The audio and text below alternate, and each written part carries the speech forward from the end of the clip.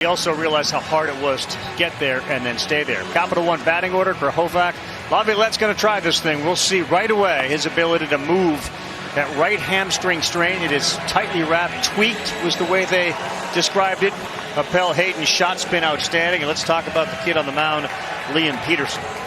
Well, similar matchup than we saw a few days ago. Liam Peterson, just a freshman. He wasn't great his first time out against A&M. Wasn't terrible, but wasn't as good as we've seen at times. Probably the most consistent Florida starter the second half of the season. In the opener against A&M, 2 1/3 innings, 4 hits, 3 earned runs, walked 4, struck out 4. The stuff is real. It's a fastball, 94 to 97. Very good changeup and a swing and miss slider. I think the question tonight is it the Peterson that's thrown the last 2 times out? Or is it the guy we saw in the regional? The guy in the regional can beat anybody. We are set. This is a patient team at the plate. The first pitch breaks in, but it's a little bit high. Adam Doughty. He's calling balls and strikes. And that one was just at the letters, but it's 1-0. Grahovac's a freshman. He's got 1 hit so far with 4 strikeouts. Wow, that's 2 pitches right there that Adam Doughty is establishing that strike zone down. Because I had them both as strike, and so did Trackman. 2 balls and no strikes on the delivery. That one is way high. It's 3-0. A&M will swing at the first pitch as we move through this game, about 20% of the time. And they generally take the first strike 6 out of 10 times. Florida's a little more aggressive. 3-0. There you go. A&M leads the country in walks. I mean, it is one of the most patient offenses in the country. There's plenty of thump, but they're not necessarily swinging right away. 7-0 in the postseason to start for the Aggies. Another good one, and that is down, and that is a strike. 3 balls, 2 strikes. Funny, Grahovac, he wasn't shaking his head when he got the first 2 calls as balls. Full count. Cheese again there, 97. Tell you what, I know at this time of year the freshmen really aren't freshmen anymore with all the experience that they've had, but to be able to throw easy 97, really impressive. Well, this is the next great one on the weekend for sure. 3-2. We go Heat again. We do. And he fouls another one off. His first half of the year, he looked like a freshman. It was up and down and inability to I think to some extent trust the stuff at that level. The second half of the year, totally different dude. He really turned into their best. His put-away pitch is a slider. 51% swing and miss rate. Will he go with it? He does, but it's outside. And that is a walk to lead off the game for Gavin Grahovac. Peterson, like many of these guys, come from athletics families. His grandfather played baseball at Miami. His mom was a softball, then volleyball player at North Florida. And he said both the grandfather and the mom never got upset with him when he struggled or failed on the field. It was the attitude. He acknowledged he had to kind of look himself in the mirror and straighten that out, which he has. Now Laviolette, the sophomore, hurt his hamstring the other night. And he looks at one down, ball 1. This is a huge story here. They've been beset by injuries. The Braden Montgomery injury, the Cedillo on the mound injury. It's the next man up mentality. And they've been able to weather the storm, obviously, going 7-0. Lamkin was one of those guys who's on the mound tonight who did that. Caden Kent, like KB said, another one. But this is a circle guy. This is the one when he's healthy you try not to let beat you. One of the best players in the country, one of the best hitters in the country, and he also robbed a home run for A&M since he's been here too. Just a sophomore, not draft eligible this year, but if he stays healthy by the time he leaves College Station, he will own every offensive record.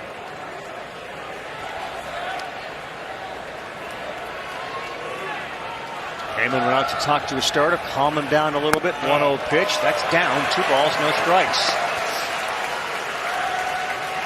Carl, that hamstring is heavily wrapped, but they've also created almost an artificial hamstring with tape and elastic. It goes from the bottom of his shoe up to the hip and then all the way to the top of the shoulder to give it support.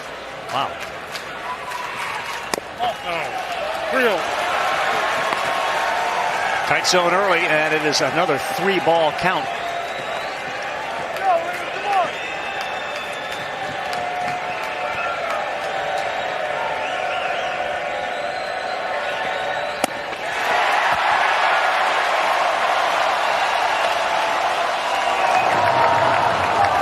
played earlier today. They were down 1-0, scored 7 runs in the bottom of the first. And here's the whole team meeting with the coach, Kevin O'Sullivan, coming out. No margin for error for the Gators. A loss sends them home. A&M can afford a loss tonight and come back again tomorrow night.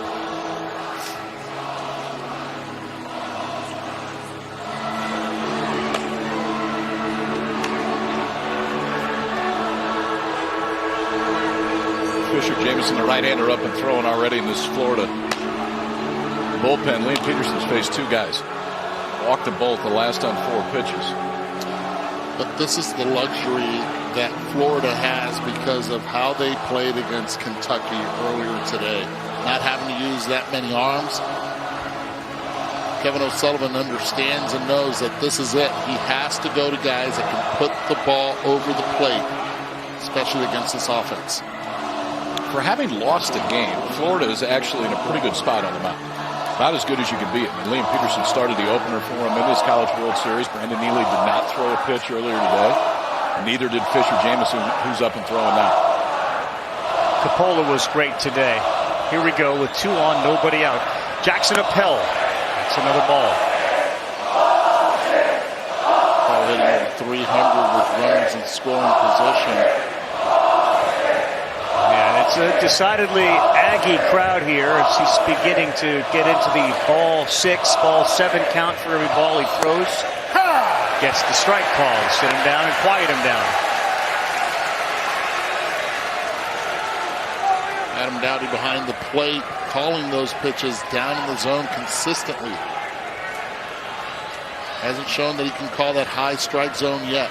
Peterson looking for a ground ball. Shortstop Shelton shaded towards second. He misses there. 2 balls and a strike. We talked about this. 4.19 pitches per plate appearance, most in Division I. They walk more than any team. They've got 2 of those already. Appel is a .303 hitter with runners in scoring position on the 2-1, and he fouls that off. They are going to force you into the zone. And if you don't find your way back into it, they'll sit and wait. Jim Schlossnagle has done at every one of his stops. It is always a patient offense to start, but then if they are seeing strikes, it's still an offense that will go after it as the at-bat goes on. See what he did there? He gave him the 1 sign. Maybe it's a deep, but it was pretty much saying take. Swing and a miss. That's the best pitch he's had tonight. 96 by the 3-hole hitter. And I say this understanding that it is a 2-2 count, but it's playing that psychological game with that pitcher. Try to get and buy him a pitch right down the middle. Again, the signs come from the bench, but that fastball is electric. Little ride there at the end. Hayden Schott, the designated hitter, bats now. 2 men aboard, 1 man down. 336 on the season, and another one buzzed in there, but a little high. Ball 1.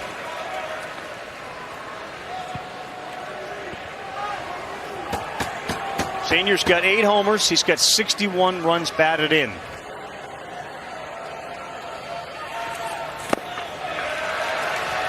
Change up, but he missed. It's now 2 balls and no strikes. Let's just set the defense for you. Thomas for O'Sullivan's in third. Shelton and Cade Kurland at short and second with Caglione at first. Luke Heyman's behind the plate. Shellnuts in left. Robertson in center. Ashton Wilson is in right. On what's turning out to be a fabulous weather night here at Omaha. 2-0, big pitch. That is in there, and he pulled the string on it. 2-0, changeup. Confidence in that one right there. 2-0. Already walked 2 guys in the inning. Goes back to the changeup and lands it there for a called strike.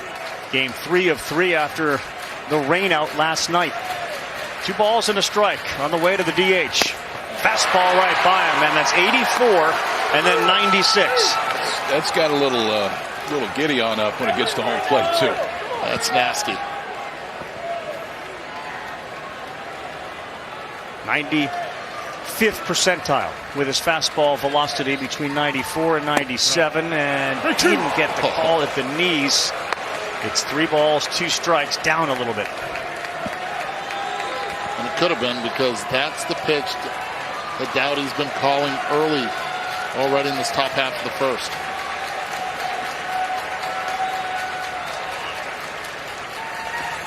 No, he missed there badly. And now the third walk of the first has him loaded.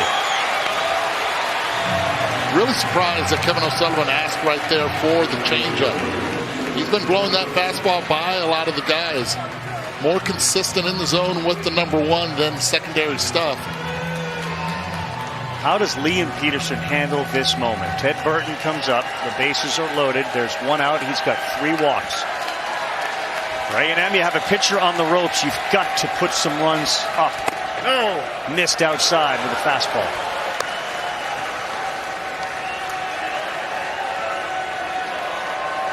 This could very well determine whether Peterson stays in this game.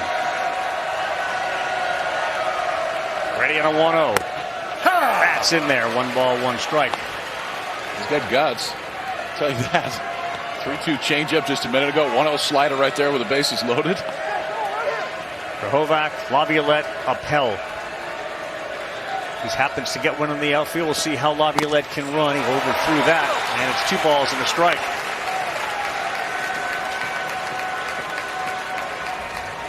Huge spot. First inning. Bases loaded. Aggies win. They'll face Tennessee in the championship. Florida gave up 1 to Kentucky in the top of the first earlier today. Then they scored 7. 2-1. 3 balls and a strike. You can feel it starting to spin a little quickly. The look on O'Sullivan's face tells you. Peterson slams the ball into his glove. Ted Burton has to be sitting dead red number 1. 9 homers on the season for Burton. What a huge pitch in the first inning. 3-1, bases loaded. And he missed ball 4. That's 4 walks, and the Aggies are up 1-0. You got to go get him.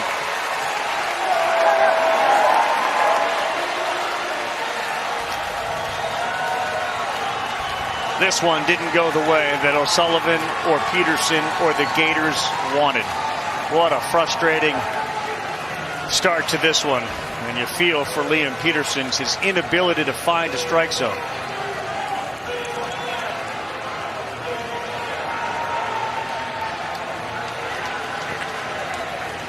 We'll take a timeout. Fisher, Jameson, it's your turn. And the bases are loaded as we're just underway. Eddie Ander's been outstanding for him this year. Got the last 10 outs of the regional and worked a perfect 3 1/3. 63 innings this year for Jameson, who's kind of filled a little bit of every role for this Gator team. Those 34 appearances, just 1 as a start. But he does have the ability. He's conditioned to go deep. For the freshman Peterson, stuff isn't the issue. We couldn't find his zone today. 4 walks in the first. Kevin O'Sullivan's got no choice but to go get him. Tough night for the freshman right there. And Jameson comes on to just try to keep it at 1. Caden Sorrell to the plate for A&M. 4 for 8 this year with the bases loaded and a grand slam.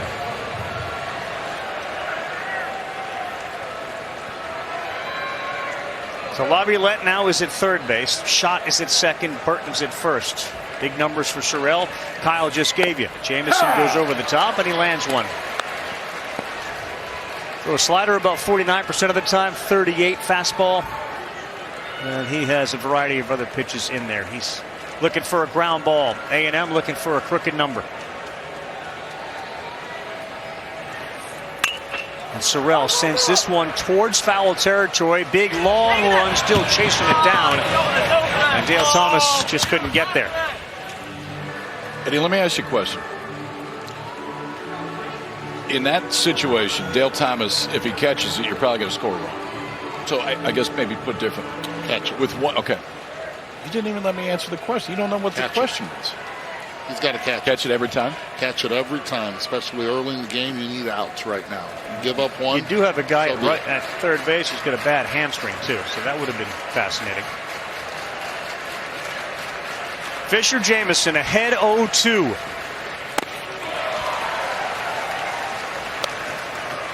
I'll tell you what I wouldn't do right now is they got Caglione right now, even with the bag at first base. And what you need is outs. You don't want any hard hit ball pull side with a lefty hitter to get by him, and that'll create even more chaos. Play a little bit deep, secure one. 1-2, breaking pitch sent up in the air. All right, Laviolette, let's see this hamstring. He's ready. Here he comes. And he is able to score very easily. I would say it looked okay. Not great, but he's in. And it's 2-0 after the sac fly from Caden Sorrell. Tell you what, it looked a lot better than what we saw in the last game. And that's just enough right there. I think the biggest issue is going to be when he's playing the outfield, where you're going to see balls down the line in the gap. How quick can he get there, and will the Gators take advantage of it offensively?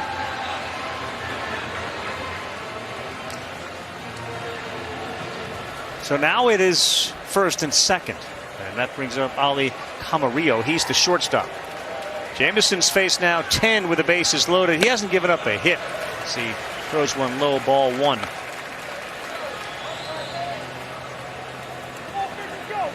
Chula Vista, California with 7-36 on the season.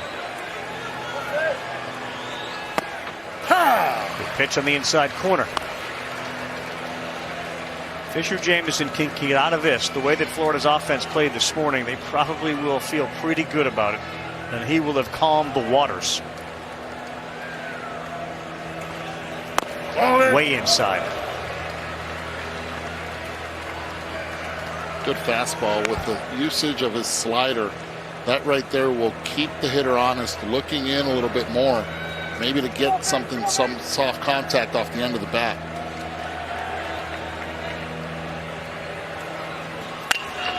On the ground in the hole. Shelton will go to third for the and they got him. Good job by Shelton. Good read. And that was really the only play he had. Boy, is it beautiful tonight. Wednesday night.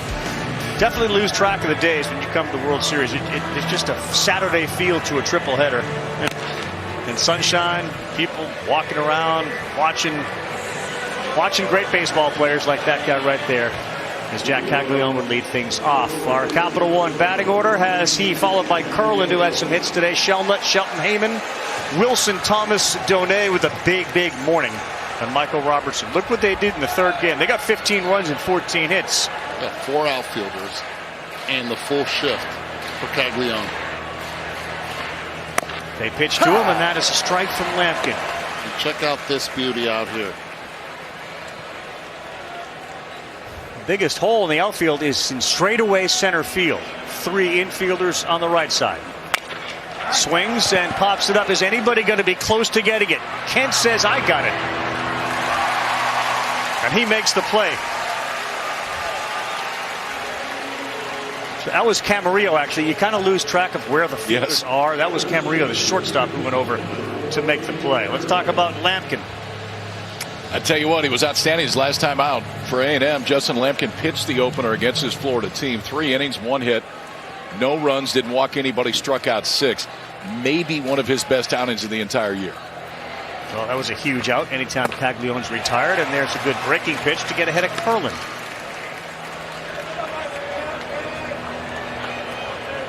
This morning he got hit by a pitch. He also had a single, scored 2. Out of Tampa, Florida. Lamkin, the lefty, fires again. This one is out of play.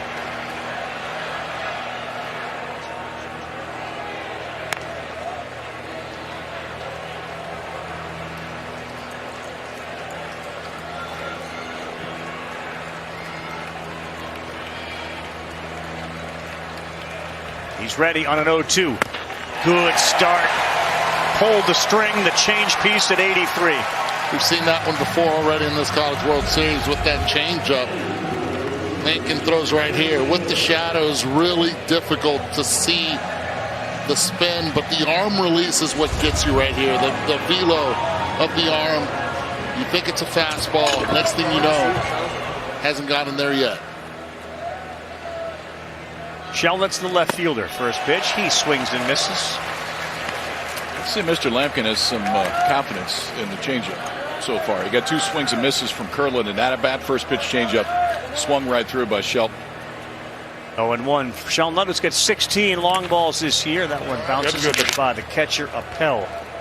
Third base, Gavin Grahovac. Shortstop, Camarillo. Caden Kent is at second. He bounced around the game the other night. Ted Burton's at first. Sorrell, Chestnut, Laviolette in right, from left to right in the outfield.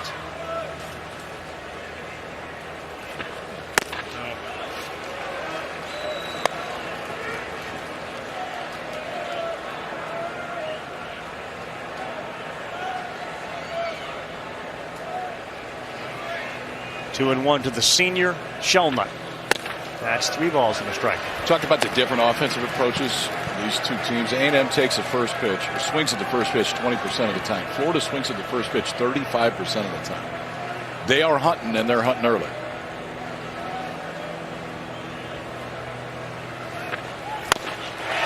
Two, good fastball. Boy, you've seen a good mix early on from Justin Lamkin. The ability to be able to throw that fastball glove side is a plus for any left-handed pitcher. 47% chase rate on that changeup. That's the 97th percentile. Will he go with it again? Breaking pitch. Instead, he strikes him out. Couple of strikeouts of Kurland and Shellnut. An awfully impressive performance by Lamkin. He was the Robin to Batman, Barry Bonds, when he was in San Francisco. Jeff Kent, there he is, the little guy, Caden Kent, 22 months old. And now Dad gets a chance to return the favor and watch Caden. He is locked and loaded. As Caden comes up, he bats 8th, the second baseman, followed by Chestnut, and then back to the top of the order. No. Caden Kent, one of 3 guys in his A&M lineup, hitting 404 better in the NCAA tournament. A giant grand slam against Oregon in the Super. What's crazy, and this is how deep this A&M offense is, the 3 guys hitting 400 or better: Schott, Burton, and Kent. Not Laviolette. Right. It's not Grahovac. There is some length in this lineup. 1-2 ready, and he throws that one down.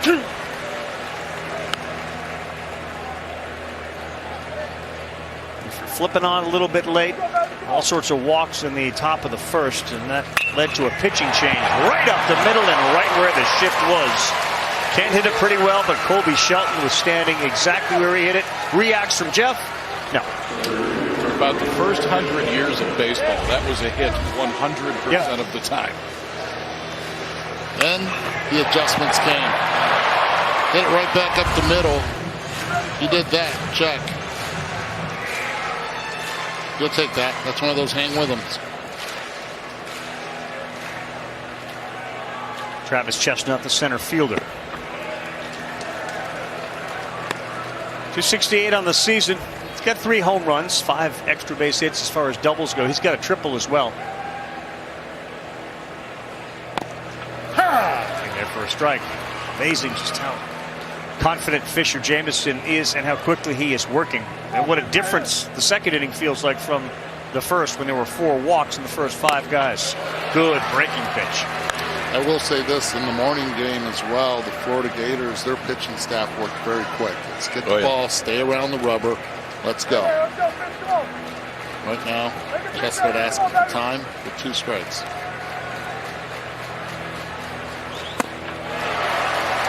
Welcome to the game, Fisher Jameson. His first strikeout.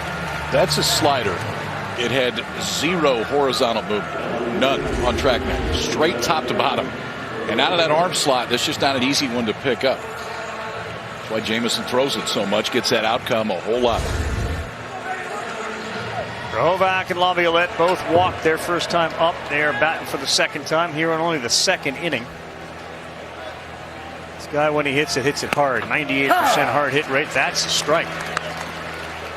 98 percentile, I should say. 52% hard hit rate. That means defense on their toes. Comes off the bat at 95 miles an hour or more often.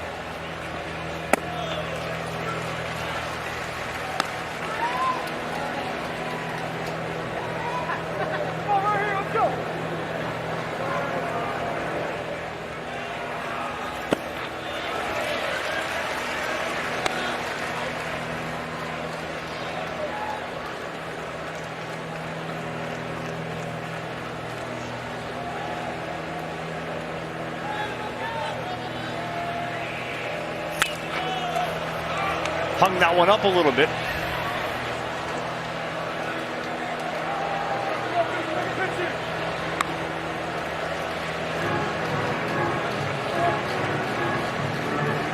That's a keeper.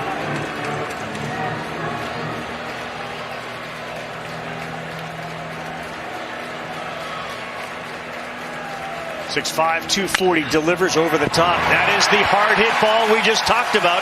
That gets through. He'll take a wide turn. He's going for two. Here's the throw. Tag put down. Out it's set. Right away, Grahovac says, let's review that one, and we'll see if they will. Aggressive base running by Grahovac.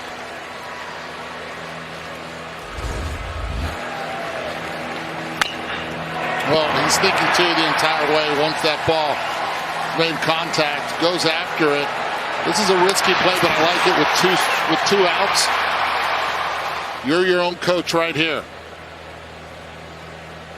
Can't tell by that angle. No, it was a great slide. Yeah, I mean, and that's a tough play for Kurland because he's picking up the base runner so late. You got to go ball first. Right hand disappears. I think he's safe. I think the left hand got in. I think he's safe. That is a great slide by Grahovac. Yeah, first look at the replay. The only question I would have, I think the hand beat him, was the hand on the bag when he was tagged on his own hand. Watch the glove of Kurland. He makes contact with the hand of Grahovac. Question is the left hand on the base? Watch his right arm just disappear. Zip all the way back. Hand on the base. Tag there. Looks like it. I think he's safe. Yeah.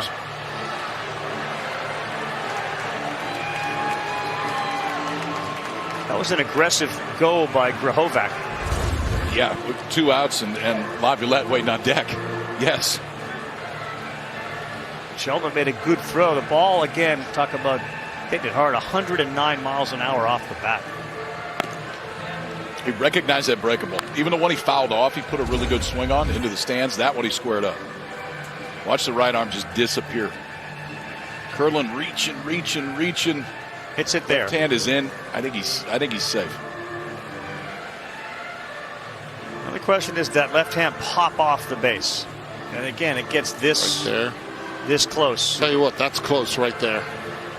The other angle I had him safe.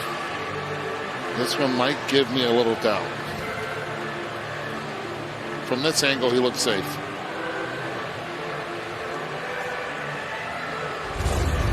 They're giving it a good, long, hard look. It's a big call in this game. It's either the third out or man in scoring position for Laviolette.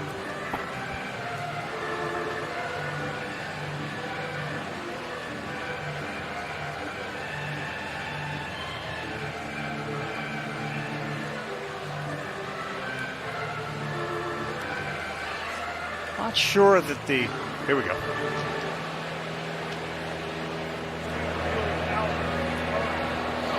ruling on the field is confirmed. We're lip readers now. Microphone didn't exactly work, but it was confirmed and he is out.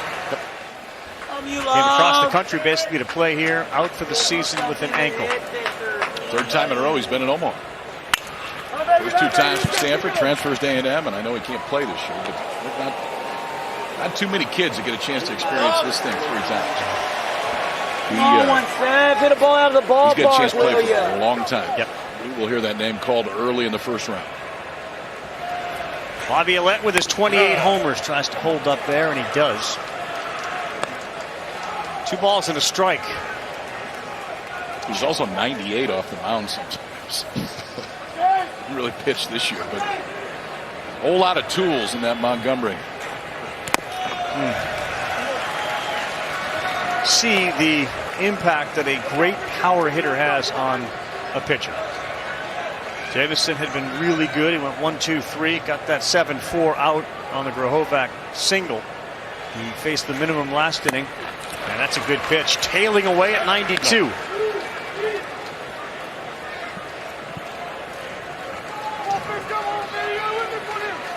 I would imagine the message to Jace on a ground ball in the infield, let's just take it easy on the way to first. 3-2 the other way with Carey. Shelnut is able to make the play.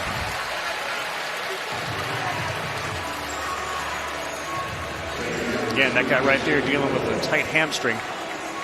Heard it running the other night. He also has a home run robbing catch in this World Series. Thing is, Texas A&M really does not have a lot of depth with their outfielders. So they have to get creative if he's not able to play the outfield. That's out. Missing that pitch. It's really close.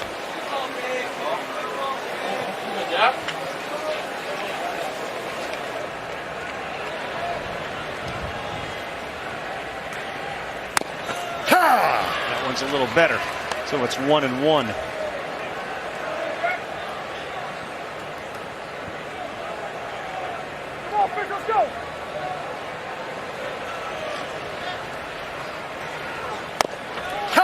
Good one on the corner. That's where he's wanted to live. Arm side two-seamer. Both strikes in this at bat on the outside black. Only ball just missed. Center field. Robertson is there, and the Ivy League transfer is retired. Appella's gone. Here's another one. Hayden Schott. What has A&M discovered about Ivy Leagues, KP? Well, in this case, they've discovered that Hayden Schott's walk-up song is "Careless Whisper," which is just wonderful in and of itself. Now they like that the Ivy portal right now. They got another one coming in next year.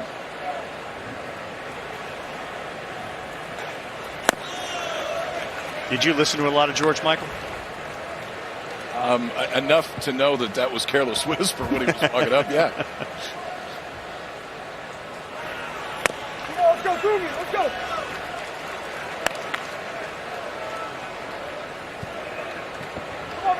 A&M got 2 in the first. We're in the top of the third of a 2-zip game. Florida needs to win to stay alive. There's another heater on the corner.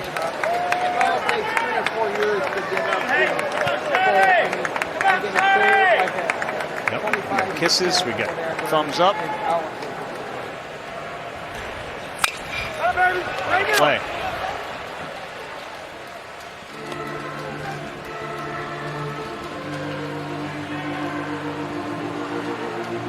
The excitement that a foul ball baseball. Isn't it amazing? It's amazing. I know. And there's no age limit. It doesn't matter. It's the little kid. It's the grandparent. Everybody gets. I mean, sometimes you got to shake your hand because you wore it, but yeah, then you didn't get it. Yeah. That one's down the line. There's another souvenir. Well, think about it. It's like, 24,000. There you go, buddy. There you go. Got 24,000 people here, and a baseball comes to you. Yeah, I got it.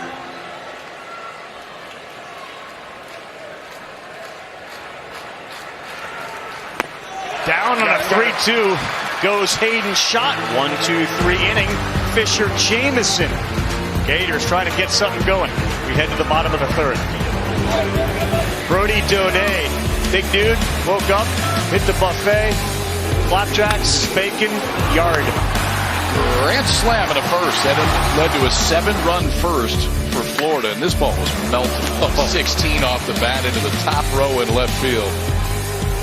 2.5 revolutions on the flip. Holy smokes. That went a long way. Well, here we go again, trailing 2-zip. Ball was a strike, but it was clanked.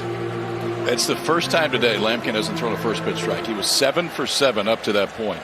10 swings and misses in the first 2 innings.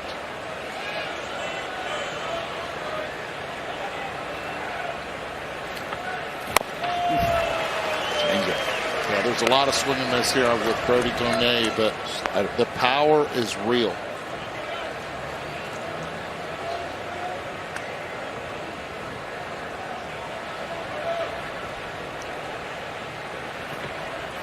One backed it up that time. It's just not. It takes a lot off it. That slider has the ability to be thrown a little harder than that. It's sort of change up velocity. Yeah. He's got pretty good down on it too. Lamkin so far 34 pitches, 27 strikes. He has hammered the zone just like he did the first time out against Florida. 1-2, looking for his 4th strikeout in a row, and he got it. 4 strikeouts in a row, 6 in the game. Guys, let me introduce you to the do-everything athletic trainer, Kaylee Swain for A&M. She's fixing the pitch comms here. The coaches have raved about her. She's a seamstress. She fixes the gloves. She also gives haircuts. She's fixed Jace Laviolette's hamstring, apparently, and now has fixed the pitch comms. She also, in spare time, has fought in UFC fights. Wow. It's a full resume.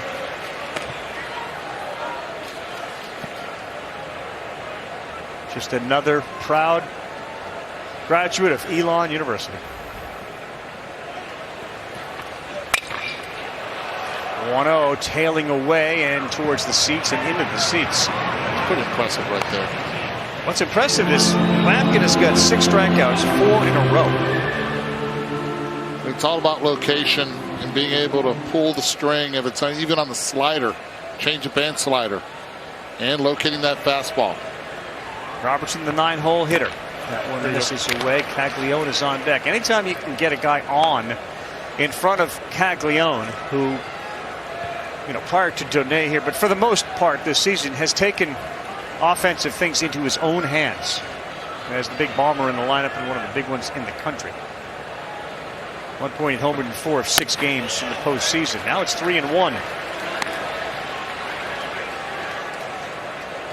Earlier today, Caglione hit his 75th career homer to break the previous high of Matt Laporta, who had 74. So he's the all-time Florida home run king. That's poured in there to go 3-2.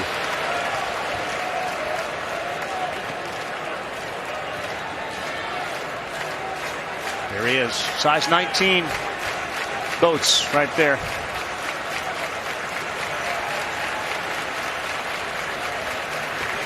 No.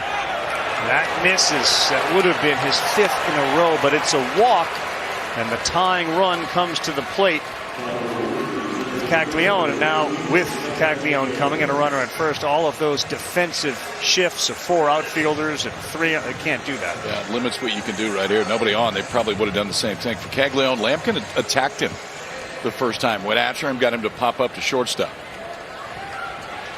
Wind blowing out from left to right wouldn't matter with this guy. Could be blowing in at 25 to 40. Swing and a miss.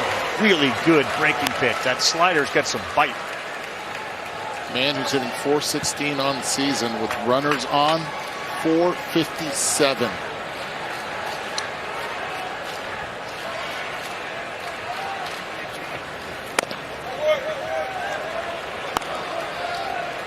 The ability that he has had this year to not chase out of the zone as much as he did last year lowered everything by 5%. Those numbers: 416, 35, 72. Whole bunch of his homers this year have come against lefties. He's hit them to left field as well. Lamkin's got some deception tonight. 6 strikeouts and now ahead of Caglione, 1-2. Aggies has struck out only 8 times this season with a runner on. It's not like he goes into protect mode.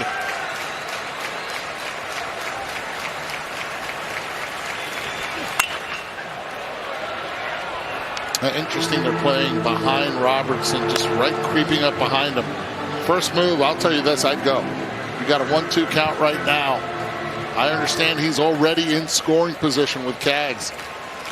But I'd rather see Cags also on an 0-0 count. I don't think he'll be caught. Only 1 steal this year for Robertson.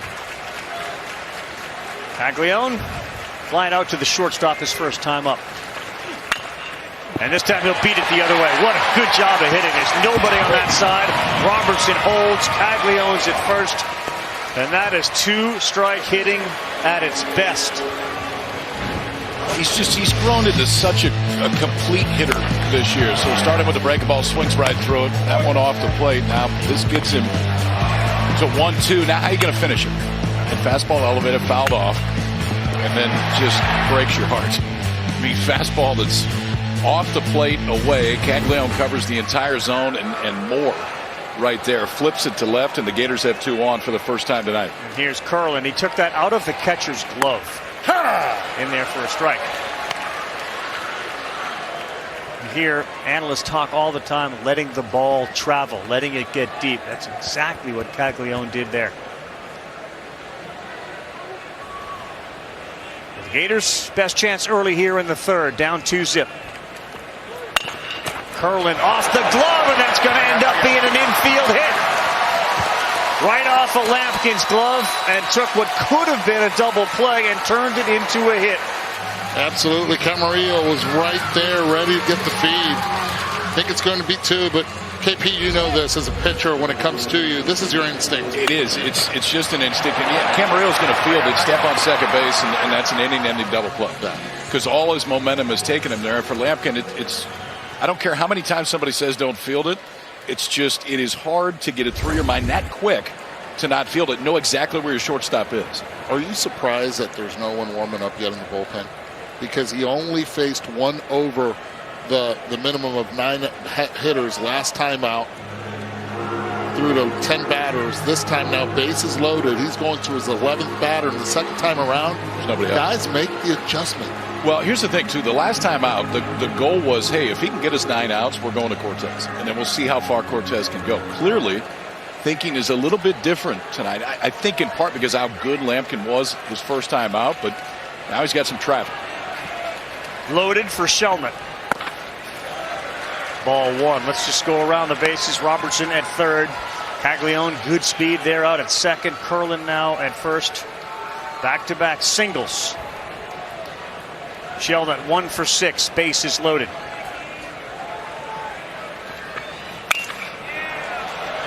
One ball, 1 strike. Lamkin, first time through the order, 218 batting average. Second time through, 294. You can tell just with the stuff. First time when he tricks you inside with that 4-seam fastball, it's going to be tough to do it again. Looking for a ground ball. 1-1. Good pitch on the corner. Lincoln's doing a nice job of being able to keep that fastball down, try to get induced a double play. The extinguisher, there he is, Cortez. He comes in and generally can put out any fire. Just getting loose now. 1-2. Gellnut swings and misses. Another strikeout. Justin Lamkin has 7. Not a great day for Gellnut. First game he struck out 3 times. Did get a bunt hit and an RBI, but right here he's been swinging and missing through this one, and that one right there was a cookie. I mean, that's elevated, caught a lot of the plate. Lamkin still with enough giddy up on that fastball. That's now strikeout number 7. That one came in at 94. Now it's up to Colby Shelton. He doubled his first time up. That was the play that Laviolette couldn't make. This time he pops it up behind third. Grahovac says he's got it. Then he gives way to the shortstop. And Camarillo, a sliding grab in foul territory. The Gators will leave them loaded. Lamkin gets through 3 and doesn't give up anything. Fisher Jameson came out of his Florida bullpen and really quieted things down. Armside fastballs to the lefties, and kind of own that outside part of the plate, just stays with it until he gets later on in the count. The approach is a little bit different against the righties. That's where the slider plays more. And the slider is what Jameson will throw more from a percentage standpoint than he will the fastball. But so far, both of them are working since coming out of the bullpen. It was bases loaded, 1 out, 1 run already in for A&M. He has faced the minimum and allowed just 1 inherited runner to score. 5, 6, and 7 this inning. Burton, Sorrell, Camarillo. And the MVP so far tonight, though, has been Lamkin. He's been unbelievable. First pitch, that is just low. 1 ball, no strikes. Burton walked his first time up. No, it's in. So far today, A&M has not swung at the first pitch. Haven't done it once. And they've taken the first strike in 12 of the 13 at bats before this. Ha! 2-1. Now 13 of 14 times they've taken a first strike.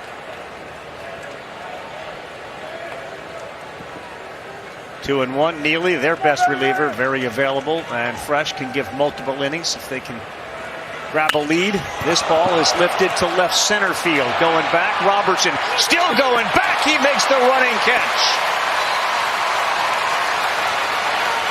Tell you what, we've seen some athletes here in this College World Series this year in the outfield. Saw a few from Tennessee, and Robertson right here. Look how clean this going one is. after it. Yeah, you look at it straight to the baseball. And for all the challenges that they have had with the wind early on in this series, today has played very true. 376 feet away from home plate.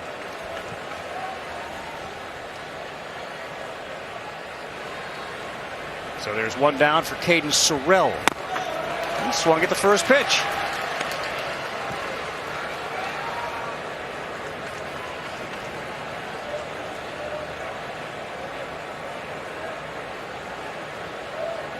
A whole bunch of experience between that guy and O'Sullivan when it comes to getting here. 0-1. Sully won the whole thing in 2017. Schloss looking to get to the World Series Finals, playing his first. 16 appearances in Omaha between those two. And they've all been pretty recent. Where Schlossnagle was at TCU.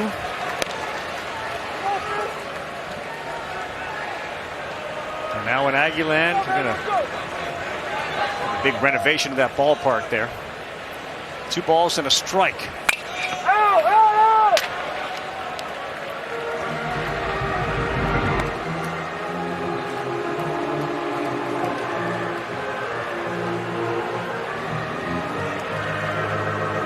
72 degrees, like air conditioning here in Omaha today. The heat's supposed to return over the weekend, but it is an amazing day here in the nation's heartland for all the fans that have come out for 3 games.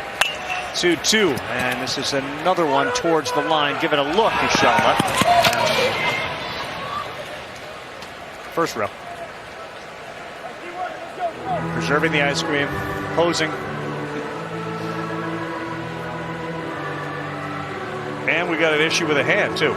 Left hand. How about that? Bandaged up. Oh, he's icing. That guy, he may have suffered the brunt of that. Maybe we're saying we want to think about helping that guy out. Hey, Savannah Bananas Union. You guys seen them yet? In person, no. Yeah. I want to see that act. It's an act. It's a good one. Good boy Burnsy's involved with that, isn't he? I was, yeah. 2-2 to Sorrell. Make it happen, KP. Rumor has it there is an open invitation to one Christopher Allen Burke when they go to Louisville to be a banana. You should do that. Streisky and Randy Scott, Sports Center guys on the weekend, they both did it. It was phenomenal. And you are involved. I mean, you are participating in a big way. 2-2. Another golf shot. This one should be playable for Shelma. We have 2 down. Let's fire it up. Thank you. Stanley Cup Finals Friday, Game 6. We went from like sweeps and sweeps to all of a sudden we get a Game 6. The Oilers down 0-3 have brought it back this far. Game 6 of the final. Panthers Oilers Friday 8 Eastern, ABC, ESPN Deportes, ESPN Plus. What though? They come to Omaha. That invitation might have to be extended to one Kyle Peterson.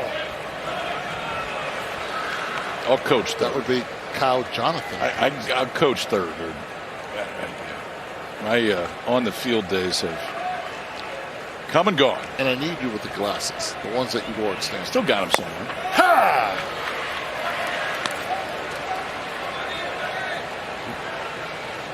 1 ball, 1 strike.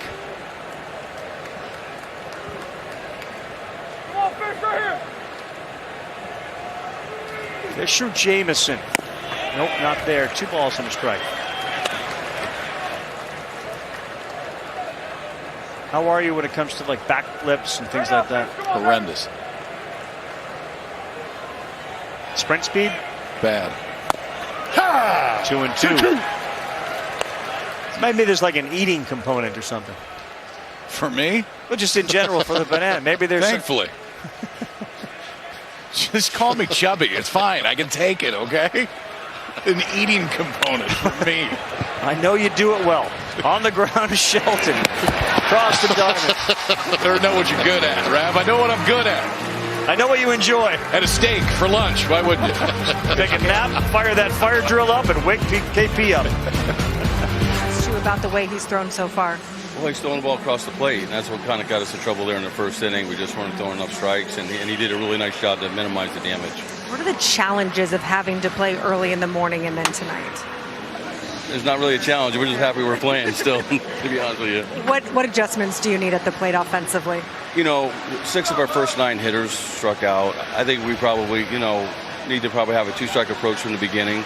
It's a really tough night to hit. The wind's a really stiff wind from right to left, and from left to right. Anything hitting the air to left, it's going to have a really hard time getting out of here. So just short up our strokes, have some good at bats, and cut down our swings a bit. Appreciate it, Sully. All right, thank you. Yes.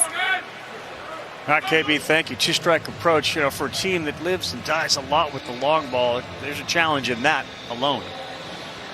Yeah, because that is the MO. 100%. That's kind of an acknowledgement. Like, yeah, we gotta get away from our bread and butter a little bit. And Caglione did that as well as anybody. The biggest, most prodigious home run hitter with that single against the shift the other way. Eddie, how difficult is it to transition from, not that every swing is designed to hit for a homer, but take this 2-strike approach up for a team that's not really used to that? Well, they're not used to it. He says that, but I believe that they are. Look, Sully has prepared this team for a lot of things. They've failed a lot this year, but they've regrouped really well. Now, that 2-strike approach philosophy, I still believe that they should hit the ball wherever it's pitched and how it is, because I still believe that they have the power to be able to cut through this wind. 0-2. Heyman struck out his first time up, and he's gone again. Lamkin has got 8 strikeouts. And the impressive part is he's also doing that with the fastball. He's used that fastball middle in to the righties. Their eyes get big. They want to pull. Next thing you know, it's too late. Stays away early, late in. And that recipe has worked to perfection. Well, that 8 strikeouts tonight, most in a men's College World Series game in A&M history. He's in the 4th, by the way. 4th inning. His season high is 12. Ouch. You okay? Let me check it. Punched out 12 against Mississippi State. That was in 7 1/3. He had 11 against Rhode Island early in the season. He had 8 against Arkansas on the 17th of May.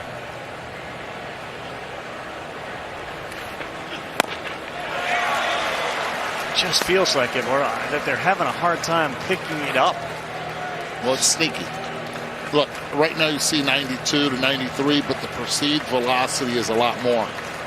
And with that type of uppercut swing that we've seen from a lot of the young hitters, they're more low ball hitters than they are middle up hitters. Last time he faced Heyman, Wilson, and Thomas, he struck them all out. Look at the approach, though, offensively from Wilson. I mean, he is in his legs spread out. That front foot is not moving. This is a 2-strike approach. 1-2, beaten in the ground, charging it to shortstop. Camarillo, got him. Nice defensive play, Ali Camarillo. He's been really good for him all year. I think the offense has just been a positive for Camarillo because it's defense first. Cal State Northridge transfer, and it's a good transfer of the baseball right here. Glove it, go bare hand, got to throw right off that right foot as quickly as you can, and he just gets Ashton Wilson going down that first base line.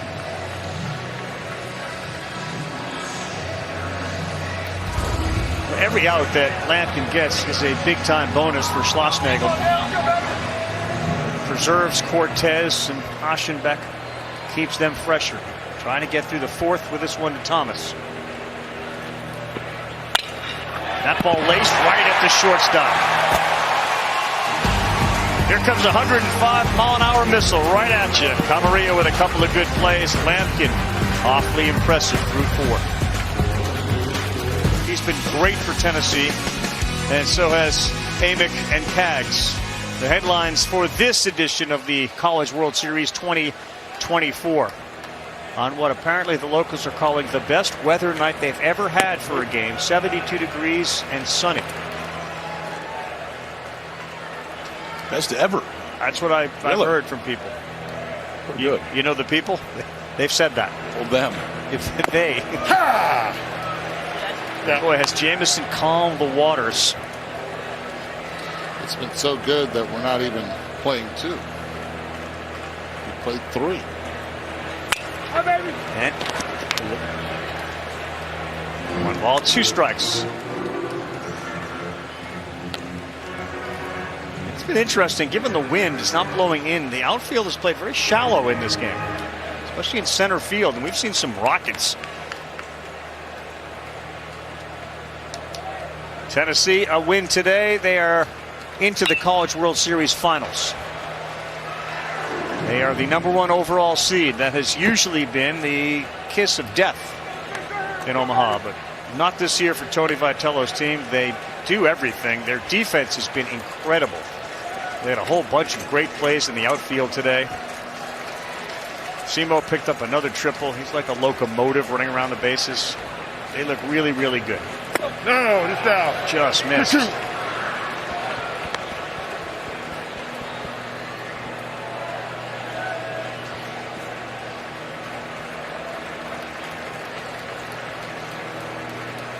On in relief for Liam Peterson, and 60 pitches thrown.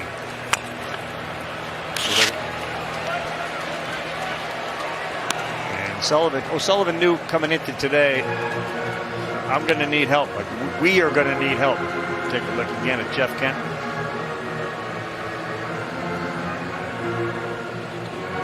Fisher Jameson's been outstanding. He's been great. He's faced the minimum since he came in, and he came in with the bases loaded and 1 run already in.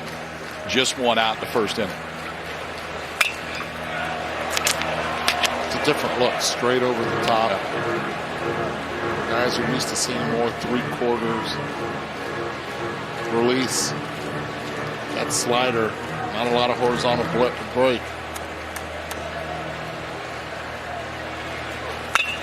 2-2. That one is smoked down the line, and that is going to go to the wall for Kent. He slides in. That's a double for Kent to lead off the 5th inning. Why is it that every former big leaguer that is watching their kid, when they do something good offensively, they just stay still? It's expected. Beautiful swing right here. Gets through the zone. One hops off the fence. Mom's excited. Dad hasn't broken stride with the seeds. He's eating seeds. This kid can hit, man. He has been a huge part of this A&M run here over the last couple weeks. And called on, of course. Montgomery went down. They needed an extra body. They needed somebody to hit the baseball, and Kent's been great.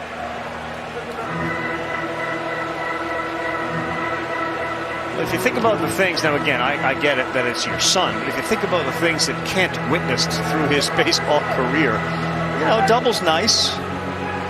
You would think it would have some added significance because somebody named Kent did it. Mom seemed to appreciate that. That ball's outside. It's Travis Chestnut, the 9-hole hitter. Maybe looking to move Kent up. Caglione was crashing from first base.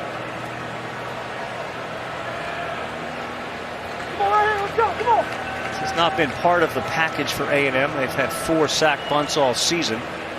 Chestnut does have a dozen of them, and he was looking like he was swinging away, and the call at the top of the zone for a strike.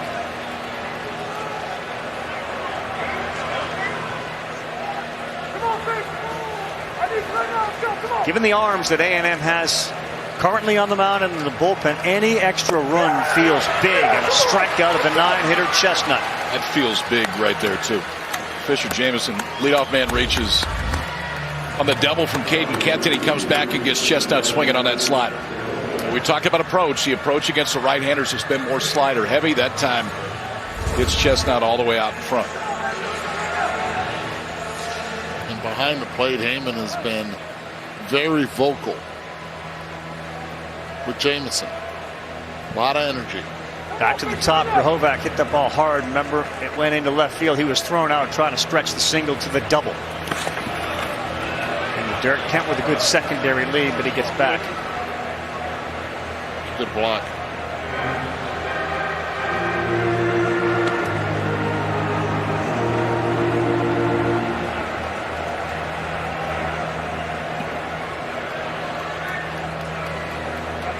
time, Luke. First base open. Kevin O'Sullivan coming out to have a conversation with Fisher Jameson. That's all this is. There is nobody throwing in that Florida bullpen.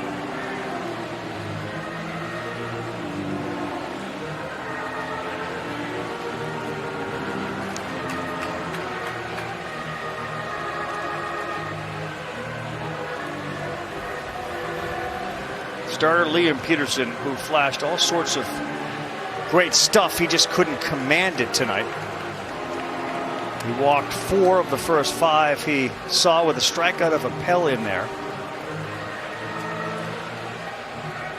So as Grahovac and company come here, the idea is to use, as he said, the same mentality we've had all year. New field, big stage, just play and have fun, even after losing Montgomery. Kent has been huge, and Grahovac's got a chance to change it on a 1-0, and he swings and drives this one to left center, and it is deep. Robertson going back, won't get there. Bounces over the wall. That is a ground rule double, and that will plate Caden Kent. How about Grahovac's 2 at-bats tonight? 3-0 Aggies.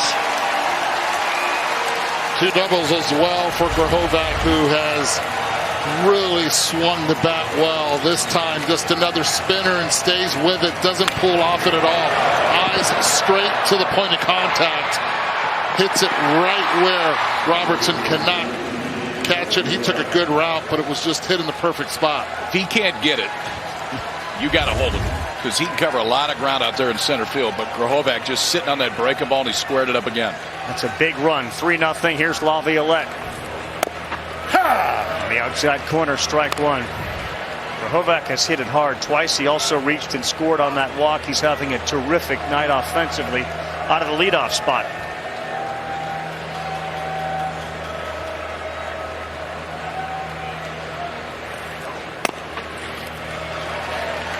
They've stayed away the entire game to Laviolette. After he hurt his hamstring that night, he said it wasn't so bad. I'll get a little medicine. I'll be all good. He apparently did a whole bunch of things to make sure he could play tonight. Swing and a miss.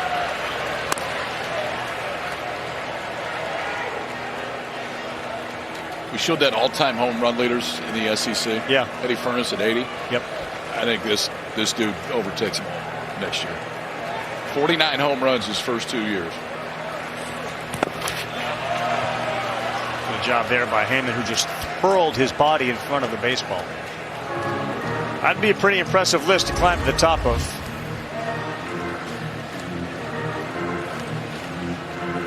He's done a great job back there. Because you know, with a guy that's coming in throwing a bunch of sliders, there's going to be some good ones that are down in the dirt. You've really got to trust your guy behind home plate. Grahovac 3 steals out there at second base. Not a huge lead on a 2-2. It's the biggest difference, Kyle, when Furnace was playing to what the players are doing today. You're seeing Caglione break a school record. Is it the swing? Is it the body size? What is it? I think the way that the bat and the ball kind of work together, changed, so the balls got a little bit more. The bats are not as hot as they were then. The bats then were obscene. So it's a little bit down, but I think the baseball is different and it's flying. I love the style that we have right now. I think I think the game is in as good a place from a product standpoint as I can ever remember. And the hitters have a lot more information as well. Yeah. They're getting information not only about what's coming in, but also about their swing.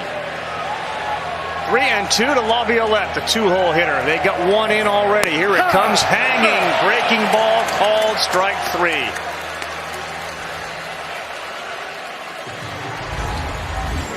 How about this one, straight over the top? You give up on it. See that dot right there? It's the top part of the zone. It just ties up Laviolette. 4th strikeout since Jameson has come in. Now Jackson Appel.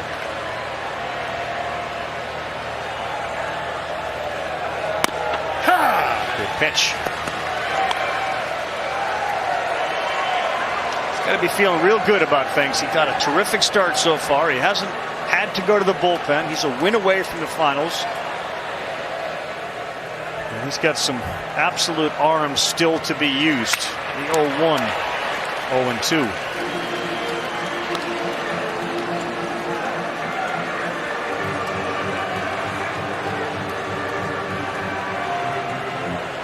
Saturday, game 1 of the Men's College World Series Finals. If Florida can rally and win this one, we'll be back here again tomorrow night.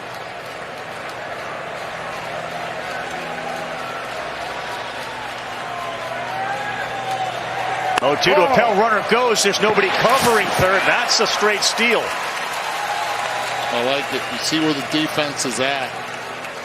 Might as well take advantage of that. And Grahovac, who has been aggressive on the bases, does it. You rarely see it with a left-handed hitter. Now anything in the jerk, as aggressive as he's been all evening long, don't be afraid to take it. Down. 2 balls, 2 strikes. Like the major leagues too, having somebody like Kent and Grahovac with all the versatility they provide gives Schlossnagle a lot of options when players get hurt, and they're going to get hurt. Foul ball, and not a foul ball, dropped by the catcher, and that is strike 3. Appel is out. 5th strikeout of the game for Fisher. Jameson, they add 1. Lamkin back to the bump when we come back. He's given you more than just opener stuff. Why has he been so effective today? I think he's got that good ride to his fastball and throwing it close enough to the strike zone where they have to respect it, and then allows his all-speed pitches to be effective. Your group has certainly been through the fair of injuries recently, but you guys have still played so good. What's impressed you about your group over this last recent run? Yeah, I mean, I think it's a resilient club. I think any team that's made it this far in the College World Series has had to overcome some level of adversity. That's what the game's about, whether it be poor play or bad luck or injuries. So for ours, it's been injuries as of late. Hopefully we can get better throughout the course of the rest of the week if we can keep playing. Appreciate it. Thanks a lot. All right, thanks. Guys.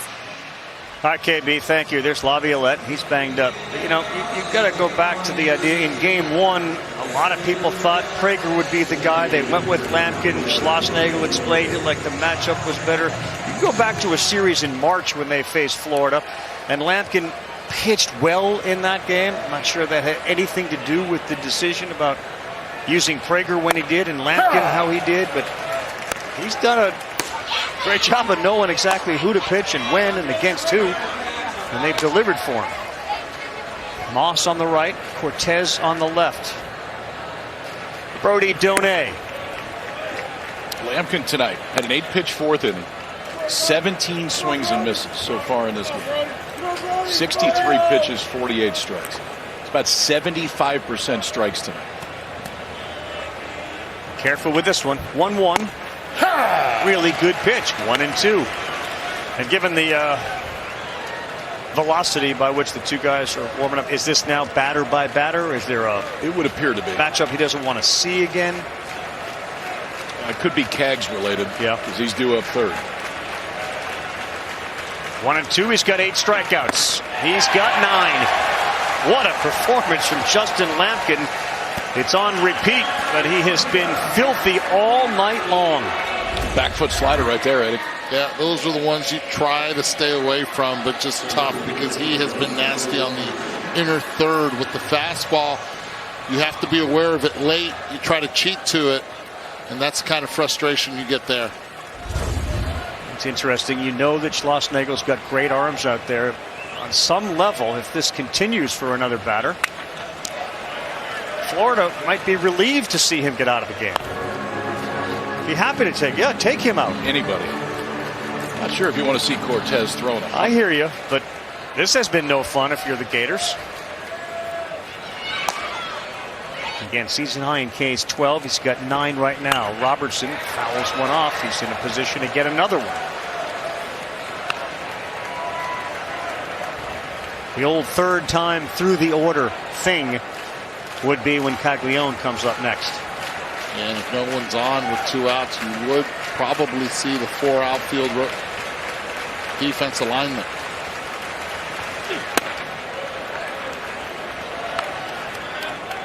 That's why it's important right now for Kevin O'Sullivan's team to get Robertson on. He walked his first time up, but it's a 1-2 count from the lefty, Lamkin. On the ground, should be an easy one for Kent at second, and it is. Lamkin's got 2 outs. Here comes the history-making Jack Caglione. Where's the history? We had a 9-game home run streak to tie a Division I record earlier this season. Back-to-back 30-plus home run seasons. Mike Wills, BYU, the other guy to do it. 35 this season, 75 in his career, and those are both school records. They leave Lamkin in to pitch to him. We have 4 outfielders and 3 on the right side of the infield. It's going to be a tough play. There's a race to first. Lamkin got the foot down, and Caglione retired. A 1-2-3 inning, consecutive 1-2-3 innings for Justin Lamkin. Tell you what, man, we're built early here. There's no doubt about it. We're going to get the shirt off, spin that around. You can do that when it's such a beautiful night. Now we'll put that back on and watch Jake Clemente come in. We saw him earlier today. He's pitching again, the freshman out of Coral Springs, Florida. 2 innings earlier today. Clemente, it's real stuff. 39 strikeouts and 28 1/3 this year. Fastball will get into the mid-90s. Now becomes the dance of when do you go to Neely? And it's this balance if you're Kevin O'Sullivan. You got to win this game to play tomorrow. But if you can figure out a way to get through this thing and not use Neely, you get to tomorrow with a fresh Neely, that changes things dramatically for Florida. First things first, they got to score some runs. Yeah, fastball slider, and he throws it really hard with that fastball. You heard the pop on the glove there of Heyman. 94 to 96 miles an hour. That puts him in the 95th percentile of all college pitchers. Shot, Burton Sorrell.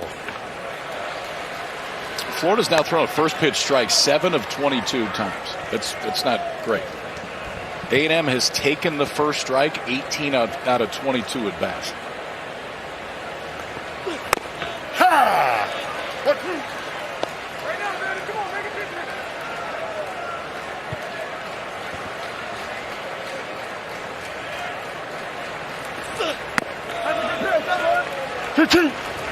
I like Heyman back there. You hear that? That's vocal and yeah, I heard that. Just immediate feedback.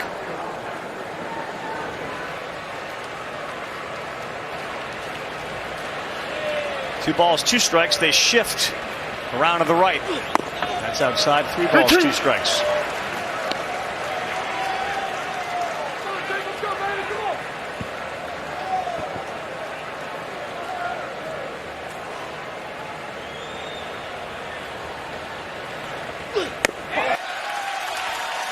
Let me ask you something, KP. So Clemente threw in the game this afternoon, early afternoon. Bringing him back a few hours later. How's the accuracy going to be? I know the velocity is going to be there, but the accuracy after throwing 2 innings. I think it's totally dependent upon the individual. I mean, some guys bounce back and everything feels the exact same. I'm sure they had the discussion before the game. Hey, go play catch. Let me know what you think. He's going to have a really short leash, though. Burton. Fastball poured in there at 94. One of the struggles for Florida out of the gate, guys, and you know this, is the fact that they were using a lot of freshmen who were not polished. This is one of them. Exactly, and they have slowly built up. No. Breaking pitch, a heck of a take by Burton. 9 different freshmen have pitched for Florida this year. Clemente missed all of last year with an injury. And like his first 3 appearances, 5 earned runs, 3 innings. Oof. I'm good. Thank you, David.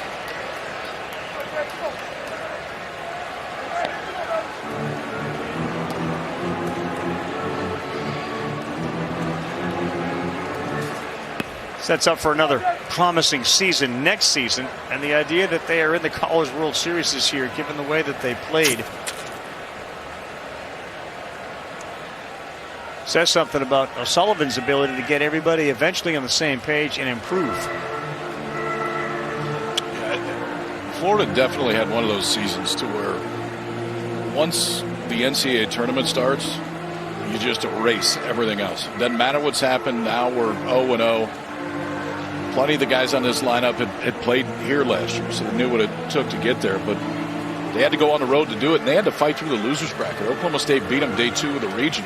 Not an easy place. They've done it on the road in tough places. Yeah. And then you go to Clemson, a place that Kevin O'Sullivan knows really well. He was on the staff there before he took the head job at Florida. There is Neely and Mick Neely, both throwing for the Gators.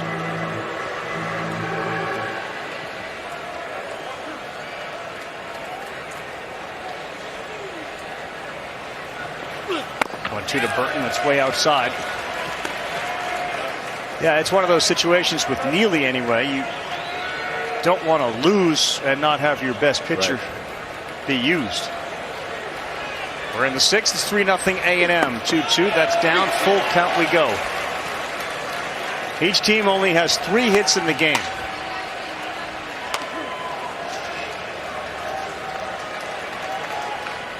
A&M scored 2 runs in the first without a hit.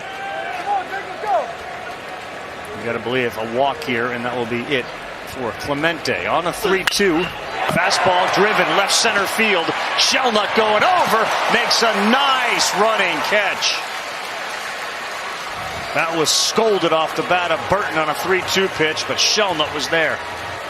Yeah, Shellnut got a really good jump on it, and then he had to put on the brakes a little bit, and then he had to shift gears again. Right here, stops, picks it up again, was able to time it right. Carl, mouth open, beautifully done. No, I hear you. Mouth was open. It's easier to catch the fly balls or the flies. Here is Caden Sorrell. Doesn't appear as if O'Sullivan's coming out. Got to let him pitch.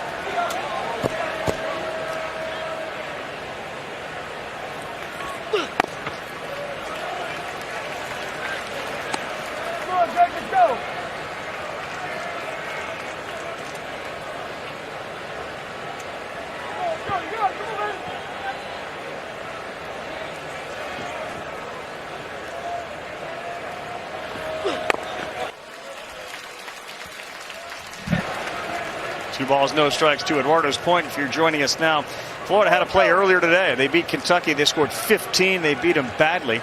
But Clemente pitched in that game. Kevin O'Sullivan starts to make his way out. Okay. Talked about that short leash. This could be it right here.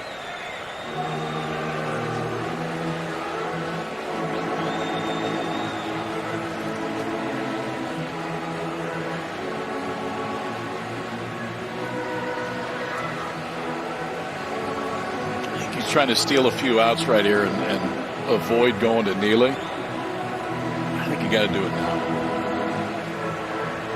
Freshman out there in this situation. Neely's fresh and ready to go, and he could finish it. You could bring Neely in here in the 6th, and he could be the last one you bring in. To your point earlier, I just don't think you can wait too much longer to get him in the game. 31 pitches this morning, and he's out after 14 tonight. And it's not a 3-out deal. Like I know he's got 3 saves in the NCAA tournament already. It's extended innings. And when you bring Neely in right here, I think the assumption is you want him to take you home. May 17th, 4 2/3 against the Bulldogs. 4 2/3, he gave up just 1 run. You don't win that series, that game, maybe you don't even get into consideration for the postseason. He helped them get out of the Stillwater Regional with 2 1/3 shutout innings in the first win over Nebraska. And then he was ridiculous against Oklahoma State when he threw 104 pitches and struck out 11 over 5 scoreless. 104 pitches, 11 Ks. He's kind of got to be scoreless tonight in that first pitch. A big hack from Sorrell. Yeah, and that's that fastball right there. 2-0, you see it, you know it's coming. Hitters are hitting 205 against that fastball. As good as he is, let's not dismiss the idea that he just came into a 2-0 count and had to throw a strike, and he threw a fastball and challenged Sorrell, who's got 10 homers. And he goes off speed, looked good, but it's off. And now 3-1.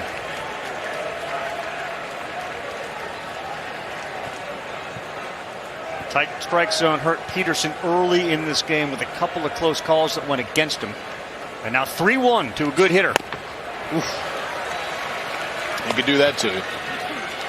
Swing and miss percentage on the fastball for Neely, 31%. It's 97th percentile in all of college baseball. Fastball's got some jump to it. 3-2. That ball is smoked to right center field. And it is gone!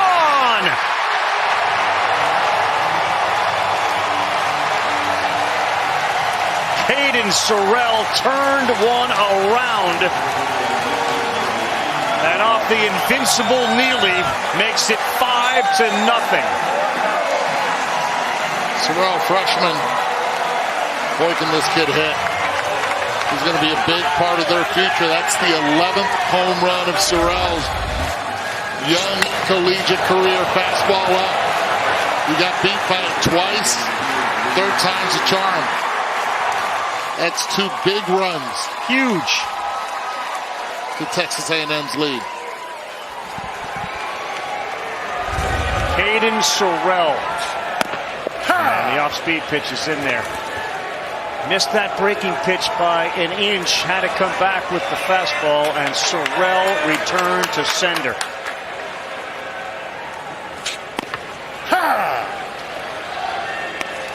He's one that A&M coaching staff just raves about what the upside is. They are really excited. That kid's going to be wearing that uniform for the next 3 years.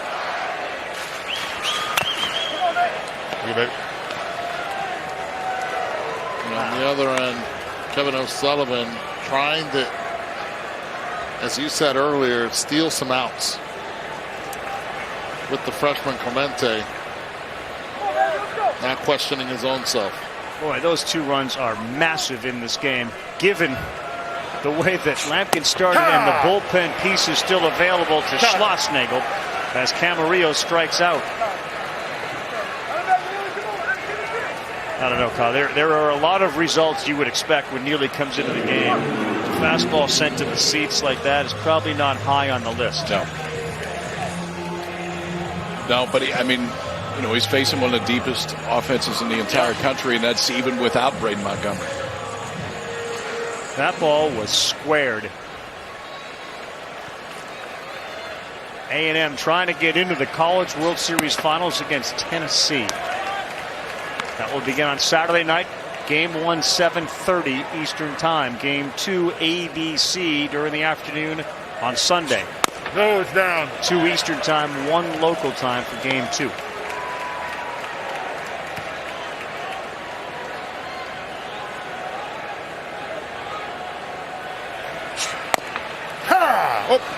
Tell you what, Jeff is still crushing those seeds. Has not missed a beat.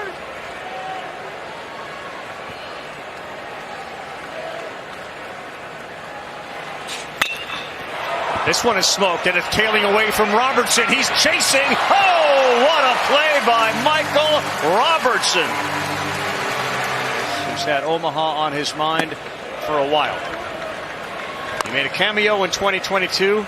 Not an Eduardo Perez cameo, but a cameo appearance. And he acknowledges, I was kind of here. Now I want to win. Now it's a business trip. He's got business stuff. I'll tell you that. Chris Cortez did go 3 innings against this Gator team last time. Out 3 innings, 4 hits, gave up 2 runs, struck out 6. Fastball could get up to 100. And he's relied on a breaking ball here, and he's dug himself a hole. 3-0 for the 5-0 lead. And keep in mind his fastball is a well-respectable fastball with 98 to 100 and sink, natural sink to go with it. There you go. Set you up. Just switch you up. That was surprising right there. 4 straight sliders all out of the zone for Cortez. But that's the only issue. Usually you're not going to string like 3 or 4 hits in an inning together against Cortez. But what he can do is create traffic on his own. Cortez followed Yeski from the West Coast to A&M. He liked what he saw at Bluebell Park, saw the sign that said Omaha and said, I want on that. He's now thrown 5 straight balls. He says since he was younger, his stuff has grown. It's a lot better. His mind has taken a lot of steps forward.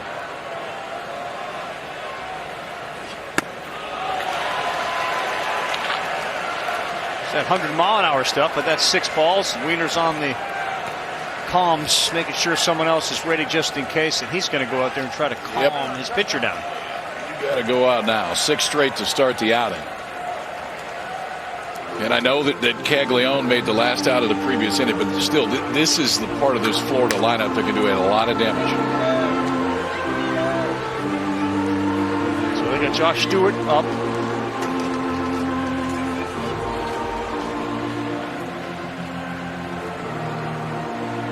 Wiener is probably as respected a pitching coach as there is, and he's done it very quickly. What does he bring to the table, Kyle? What is it about him that everybody seems to like? Well, the knowledge base is huge, but I think we saw it the other day when we were meeting with him. His ability to take what can be really complex information, whether it's analytical stuff or anything like that, and then simplify it for guys on the mound. He's extremely positive. He's worked with big leaguers. I think that always helps when you come back to college because there's just an immediate respect factor. He worked with a Mariners organization, and you talk about pitching staffs. He worked with some of the best in the bigs right now. All right, let's see the meeting, and now a 2-0 breaking pitch. 3 balls, no strikes. That is 7 consecutive balls out of the gate for Chris Cortez. It's the second time we've seen a 2-0 slider, and we already saw a 3-0 slider as well. He couldn't locate a 3-0 pitch. It was a take all the way. Back-to-back walks. All of a sudden, things get more interesting. That's going to do it. That is going to do it.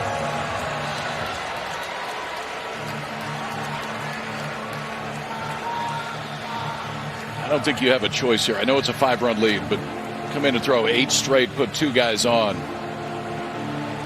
With a rested Aggie bullpen behind Cortez. Baseball 7 East at ESPN, Deportes, and Radio. Stewart's first pitch. He cuts across the plate and picks up a much-needed strike. A cross promotion there, ref. Pretty impressive. Outstanding. The Aggies need Stewart to be outstanding, and a ground ball to first, smothered late by Burton. He will go to the bag. Boy, he stabbed at that thing and was able to nail it like you're fishing with your bare hand. And he did the right decision as well. Going there to his right, just get the out. Don't try to force anything by going to second on this.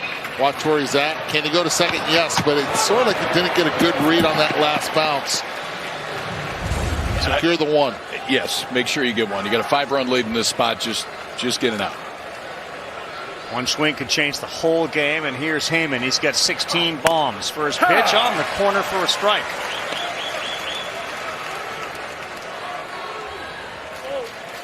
Two times up, 2 strikeouts, and that's because Lamkin was so good. Cortez can only watch.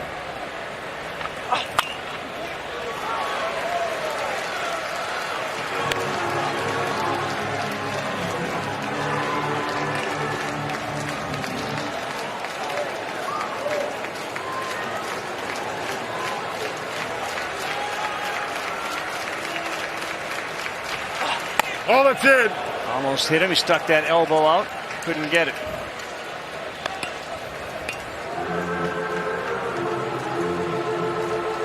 Heyman with 2 strikes has not been very productive. A batting average that sinks below 100 at 0.94. And he chased one way off the plate. What a pitch. What a job for Josh Stewart coming out of that bullpen. Guys on first and second, nobody out, gets the ground ball to the right side for the first out. And a 1-2 count, goes to that slider, which he does often. He'll throw that slider more than his fastball. Runs it all the way off the plate, and that's disappointment all the way around. You get the first 2 on to start the inning for the Gators. Stewart comes trotting out of the bullpen. He's set down the next 2. So they got him at second and third. They need a big hit. Ashton Wilson struck out, grounded out to short. That's a good pitch. Inside breaking ball. And so far, the Gators here at the World Series, runners in scoring position, guys, 2 for 19. That's against A&M. So they've had them on against them. They haven't been able to push them in. Same pitch. 0-2. Tell you what, Stewart's way on the third base side of the rubber, and sometimes it's difficult. I've had conversations with umpires. When he throws cross body like that, really difficult to be able to see the baseball. You tend to get those calls on the inside part, hidden by the hitter. 0-2, working quickly, gets him to chase a slider away. Josh Stewart. Exit stage left. He bails out Cortez. Keeps Florida scoreless. We go to the 7th. The Aggies up 5-0. There is plenty of emotion here on the field tonight. Florida and A&M. The Gators need a win to keep their season alive. A&M wins. They get a couple of days off. And we start the World Series finals with Tennessee and A&M Saturday night. That was a huge inning, and Stewart came in and doused the Flames. Time it down. And hit by pitch to start off the top of the 7th. It's not been the razor-sharp. Neely gave up the 2-run shot to Sorrell, and now hits the 9-hole hitter to start the inning.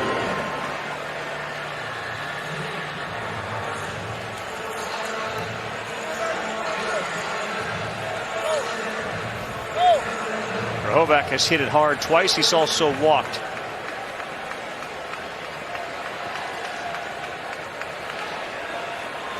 Both his hits went over the shortstop's head.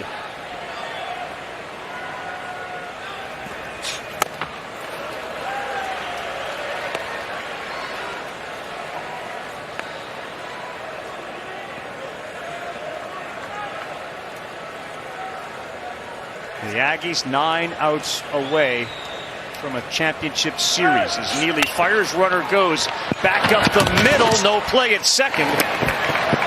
Curlin will go to first. Tell you what, right there, that's good focus. That's second base by Curlin. He gets down, he knows the runner is going to be bearing down. Has to focus here on the baseball. Drops to a knee, makes sure he gets that one out.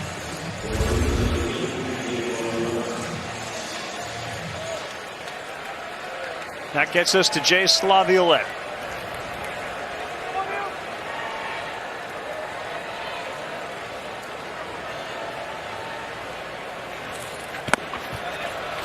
Runner goes to third. They'll throw down on a hop. They hold the bag. They all met at the base at the same time. Thomas right on top of Chestnut, and he is safe. At the time they have stolen third base against the Gators. Just red break a ball in the dirt, took off at him. No hesitation whatsoever. This is a good job. Never stopped his feet. Heyman gloved it. He's on. When he went to block it, he gloved it. I think it shocked him when he looked up. The Chestnut was going, and he's in there pretty easily. Call it a wild pitch. Infield comes in, 3 on the right side for Laviolette. That's a good pitch. 1 ball, 1 strike. He can elevate it. It can become 6-0 real quick to a ball in the outfield.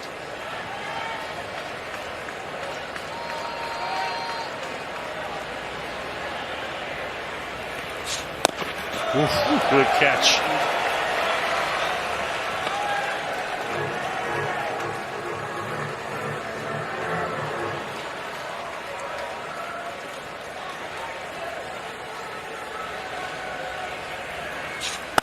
That's a good one, too. A really good two-seaming fastball that moves back in. It's 95. That's the hardest one he's thrown. It's been around 92, 93. Let that one go.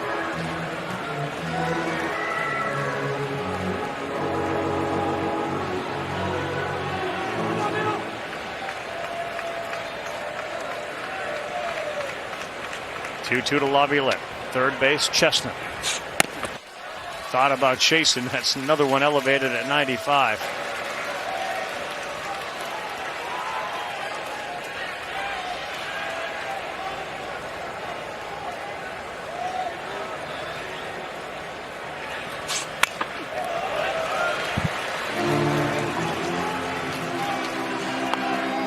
Chestnut just let us know what he is doing on any contact. He is taking off.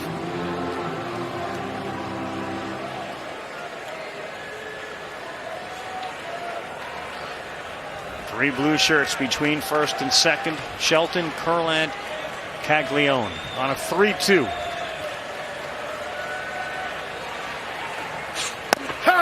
Letter high fastball, tough pitch, and a punch out for Neely.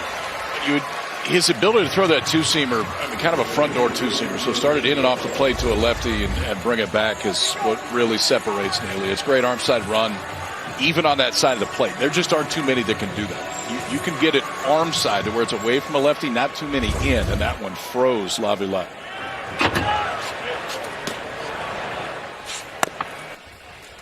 Ball one, Jackson Appel.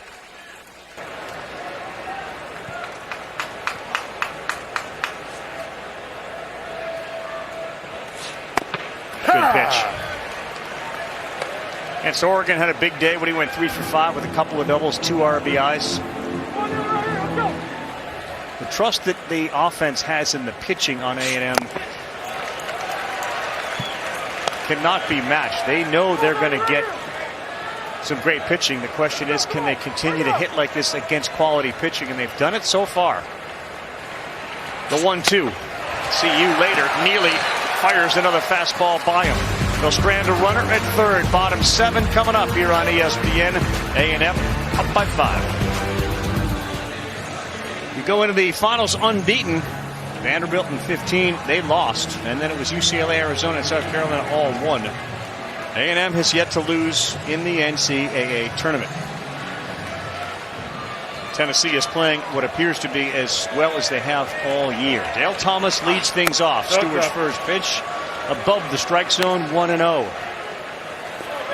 Thomas, Donay, and Robertson, and then back to the top of the order here in the 7th. Might be the last time Cags bats. Out of play. Jack Caglione earlier today in their first game against Kentucky hit his 35th home run of the year. And he broke the school record for home runs in a career with 75. 1-1 to Thomas. Late.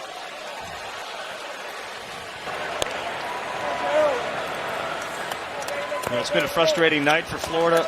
The reason it's been frustrating is because Lamkin was so good. Yes. Was able to neutralize especially the bottom half of the order. 0 for 11 with a walk. That's big because Caglione leads off. 1-2. Watches that one. They've struck out 11 times tonight, this Florida offense.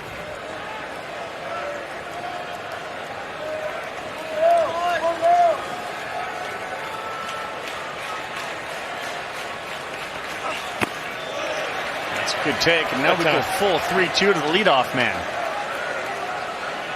Just take a couple, right, to make them feel better about themselves. Missed opportunity so far, absolutely. 5-1 looks a lot better than still that goose egg up there. Stewart ready. 3-2 pitch. On the ground is short.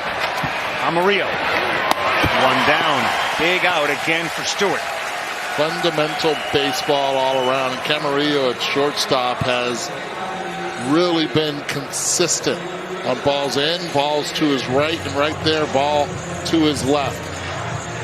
Good timing, keeping his feet moving.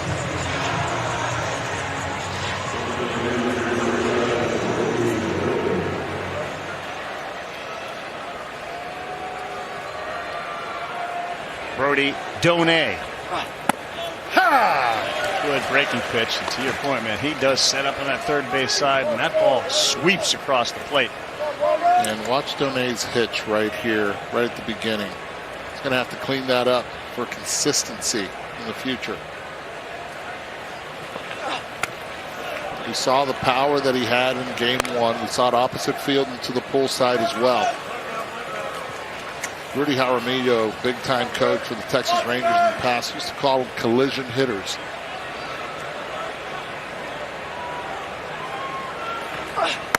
Fastball right there, 1-2.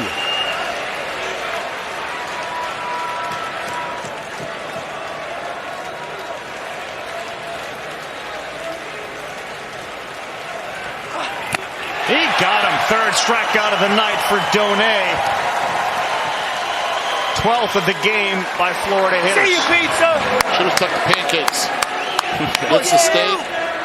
Starts chasing out of the zone right here, and just give a lot of credit to that big man on the mound who has come in and with that sweeper has been able to get chases out of the zone. Josh Stewart set down all 5 that he's faced since coming out of that bullpen.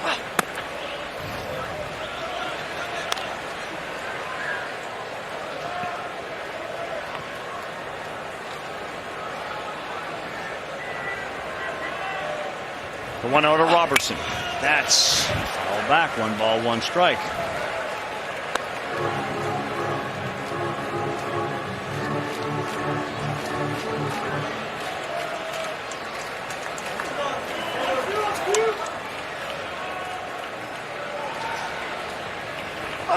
No.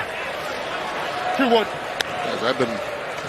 Unless my scorecard is wrong, and I've been working very hard on it. 9 of the 12 strikeouts have been at the bottom of the order. Filthy slider again. Struggled to put the ball in play, and that was their success early in game 1 because you loaded up and you put pressure with Caglione coming up. He's been coming up with not a lot of men on base. 4 different players have at least 2 strikeouts. Some have 3 in the game for Florida. Robertson hasn't struck out yet, and he does now. Robertson is gone. That is the 13th strikeout by Aggie pitchers. Big smiles right now as they head back to their dugout. We go bottom 7 of a 5-0 game.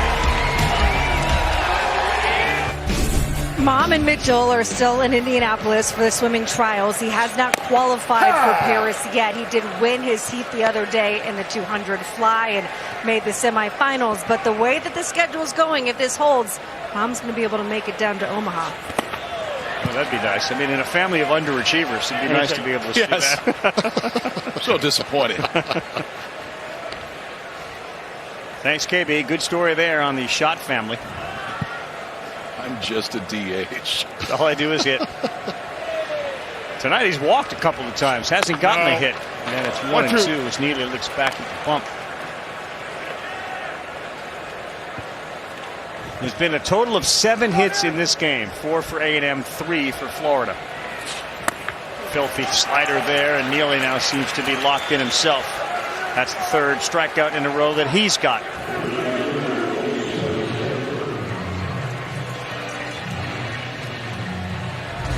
It's really just the 1 swing. I mean, aside from that, Neely has looked the way that he has really for the last month of the season. Caden Sorrell ran into a 3-2 fastball. Good for a 2-run shot to extend the lead, but since then, Neely's been lights out.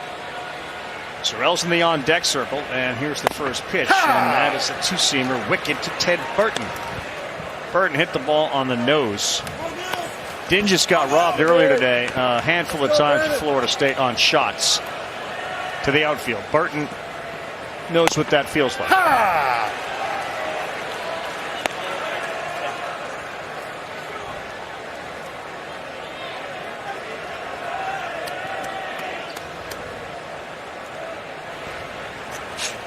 No.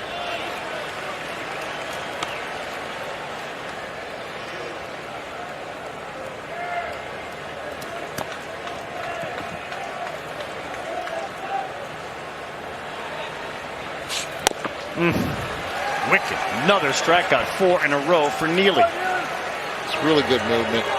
And if you are a hitter and you're facing Neely, it's really difficult to square it up. This is right here. That's a lot of running though on that 4-seam. And when he wants to, it just stays at the top of the zone. Caden Sorrell, the 2-run home run.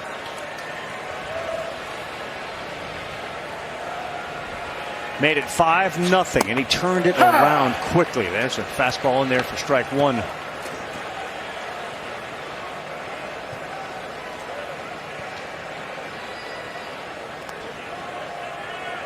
Oh, 1.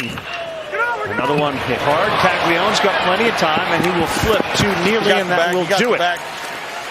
Another, what may be the last at bat in the storied career of Jack Caglione, pitcher and hitter. He's become a prodigious power force, and on the campus in Gainesville, everyone knows Cags. A size 19 shoe, he will leave his imprint on this program forever. He comes to the plate having hit 35 homers this year, 75 in a career. Leading off in the bottom of the 8th against Josh Stewart. They employ the 4 outfield, 3 infielders on the right side against Cags.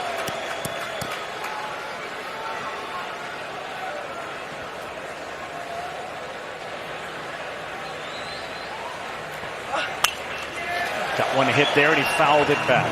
Cags said about getting here and the experience of playing for the Gators this year, I really don't want to take this jersey off anytime soon.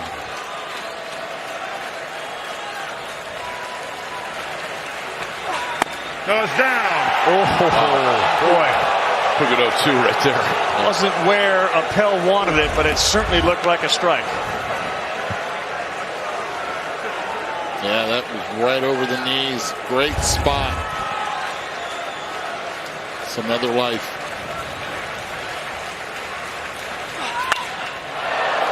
Foul ball. And that's another one. Sestos has had 2 baseballs hit into its restaurant today. Courtesy of Jack Caglione. Same guy.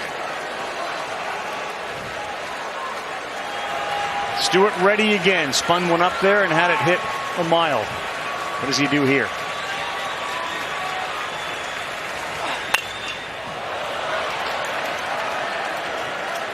Kyle, for people watching Cags for the first time, like how much has he improved as a hitter? Massively. I mean, the power was always there. The selectiveness has grown substantially in the last 2 years. The swing and miss is way down. This is one of the premier power hitters in all of college baseball. He's walked 58 times, struck out 26. 1-2 wide base. Fastball beaten into the ground. He's going to beat that out. Takes a wide turn and he will stay put. That's a leadoff single for Cags. That's his 2nd hit of the night. Tell you what, really impressed with him just because he works counts and not afraid to adjust with 2 strikes. Yeah, we talk about the power and the whole thing, but this right here works for the next level. By WAR, Cags is the 2nd most valuable player in the country. These were a 7.7 wins. Charlie Condon just a tick above him.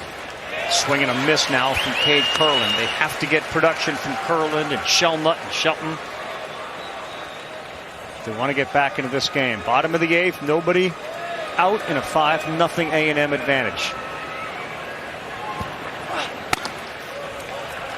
And I think ideally, if you're A&M right now, you stay with Stewart to get the next 2. Kurland from the right side, Shelnut from the right side. And then after that, it's Aschenbeck's game.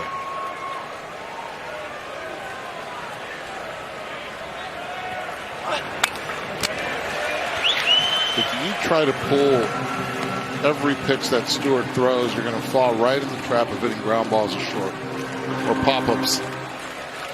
Weak pop-ups to right. You have to try to drive the ball as a right-handed hitter over the second baseman's head. It's your only chance. 1-2. No, it's out. That's a good take. We've seen a lot of guys swing and miss at that. It'll keep you on the ball, and then if he hangs it, you'll be able to pull that ball if you continue with that approach.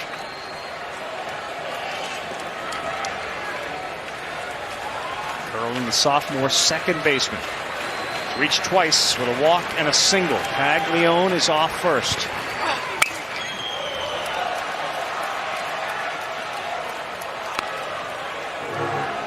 He spit on a breaking ball that was just down and out of the zone, and that time was on it too. If that slider catches the zone right now, Kurland seems to be recognizing it.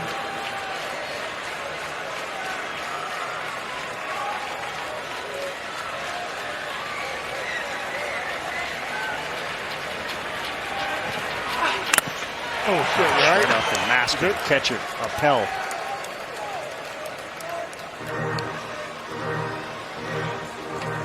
A&M went to the starting pitcher who they used a couple of times here, and he has been great. Lamkin He handed it over to Cortez, and Cortez was taken out immediately after throwing 8 straight balls. They went to Stewart, and he has made sure that it stays 0 right here. And Aschenbeck is waiting out there and getting loose in the pen, and here comes Jim Schlossnagel. Yeah, he's making that move right here, right now.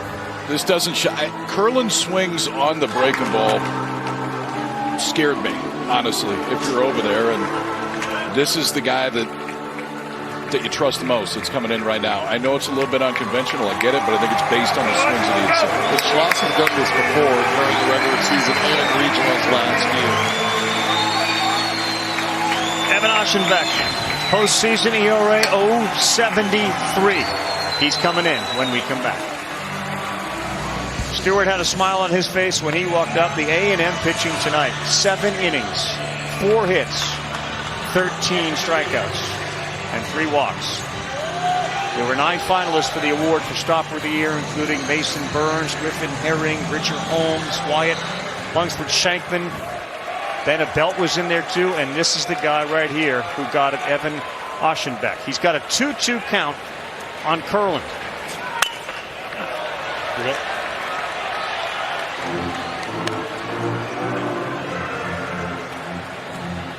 Senior from Brenham, Texas, has really done it all this year for A&M. 76 strikeouts, 68 innings, doesn't walk anybody. Less than 2 per 9.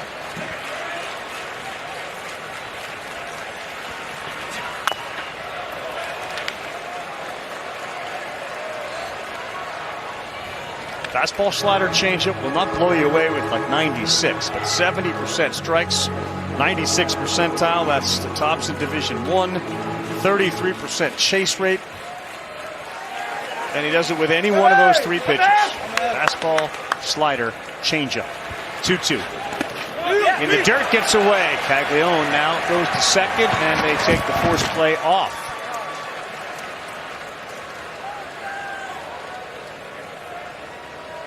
That's something Aschenbeck hadn't done a whole lot this year. 68 innings coming into this game, just 3 wild pitches. The changeup down and away that Jackson Appel couldn't square up, and a good break by Caglione.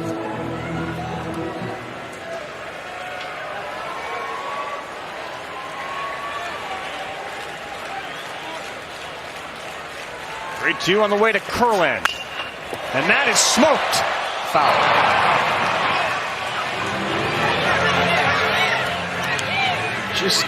It's been a very comfortable at bat for Curlin, even on the foul balls.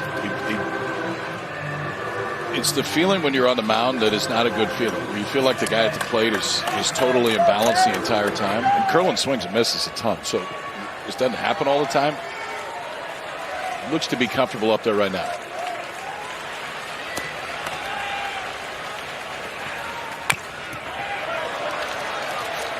That's one of the big reasons why Jim Schlossnagel went out and got Stewart.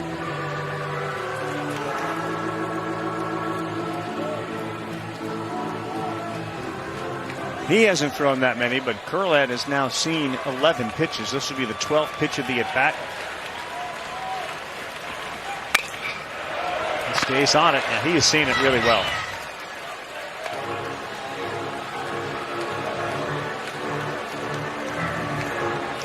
The Gators held in check all night, partly by that guy and Lamkin, who started. Aschenbeck trying to get the first out of this bottom of the 8th. The lefty set to deliver. Oh, good take and a really good at bat. Nobody out, 2 men on for Florida. That was a great at bat right there. Talk about a combo feature at bat. Who gets the walk? Credited with the walk there. 2-2 count when he came in. So I think it's Stewart. Nice battle. And now the heart of the order, Tyler Shelnutt. This can change in a hurry. 379, runners in scoring position, and just foul. Oof, that was close. Shelnutt, who already has 2 strikeouts today, 0 for 2 with a hit by pitch. 3 earlier in the game, the first game. Comes close right there to getting his first hit of this game. Best closer in baseball, trying to get key outs in the 8th. No, it's out. It's badly. Getting a little anxious here in Charles Schwab Field.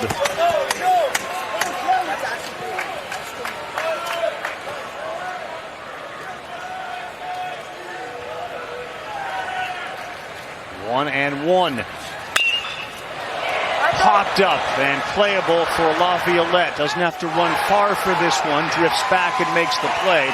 And Caglione will tag and go to third as he throws it back in. One down.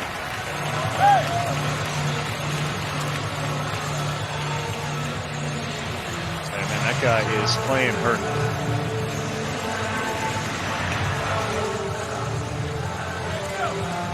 He's really only had to go after one ball in right. I mean, that one was close enough that he didn't have to go anywhere close to top speed. How much you think they've told Travis Chestnut out there in center, man? You've got to cover. It's in the air.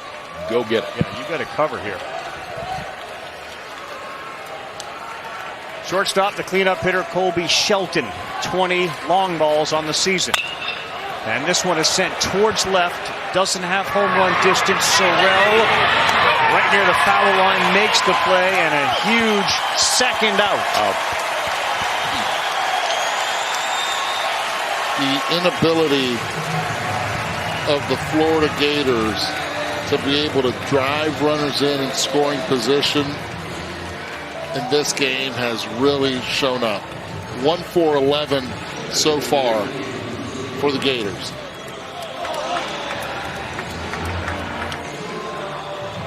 Oh for 3 with runners on third, less than 2 outs. That man, he's feeling it. It's been a frustrating night all around for Kevin O'Sullivan and his Gators. Still a chance here for Heyman. First and third.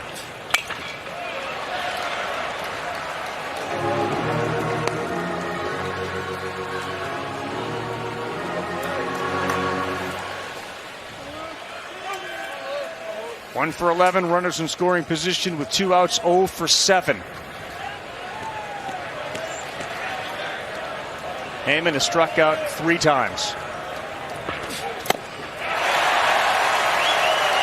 Frustrating day for Heyman continues. Ashenbeck is 1 strike away from sending them to the 9th.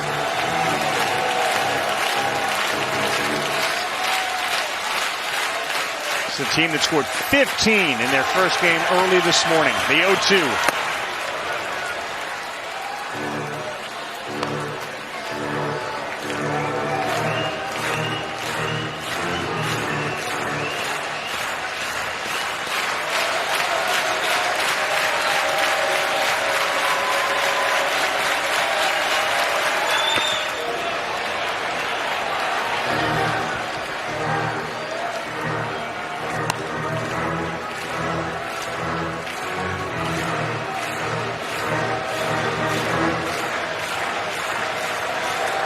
Caglione at third base. He's got half the team's hits. He's got 2.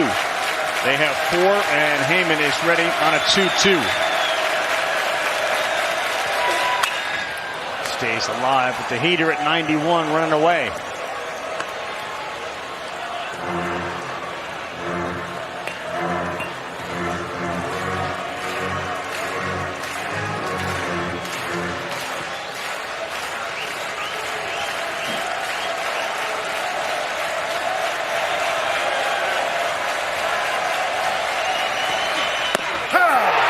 Strike 3.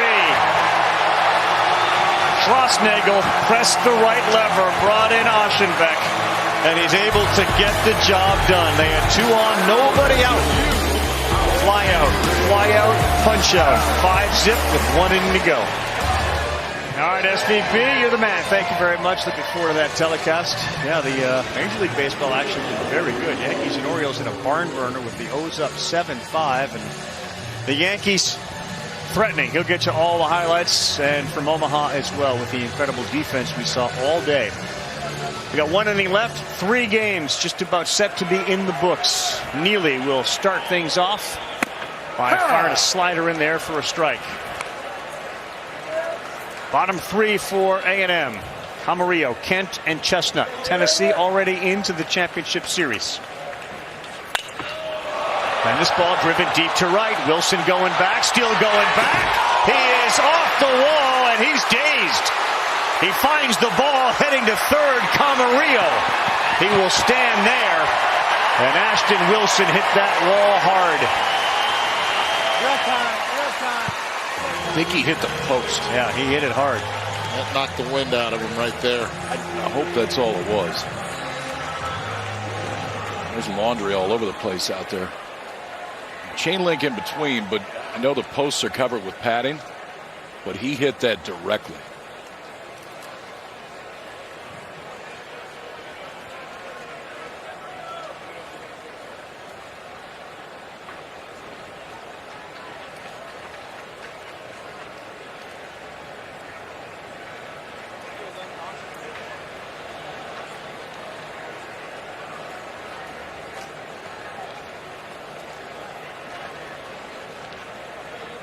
Kevin O'Sullivan making his way out there as well as the athletic trainer talks to Ashton Wilson. Kept going back and back as the ball kept traveling. You know, we've seen a whole bunch of guys run into the wall today and seem to be okay. This time this was the bullpen, and there is those gray padded parts that are very, very stiff behind there, and you can see them over the shoulder of those guys. The chain link and then those pads, and there's no give in those. And that's what he hit.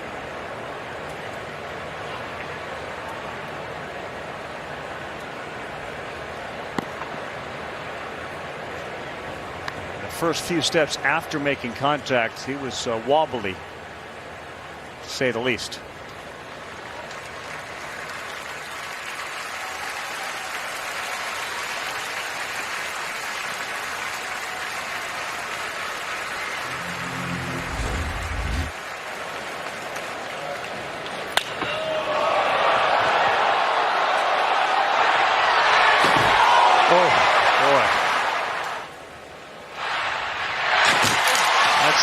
Head neck area that made contact with that.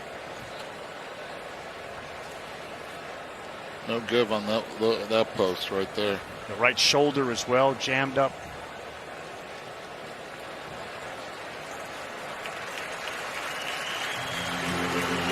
They're going to walk back with him to the dugout.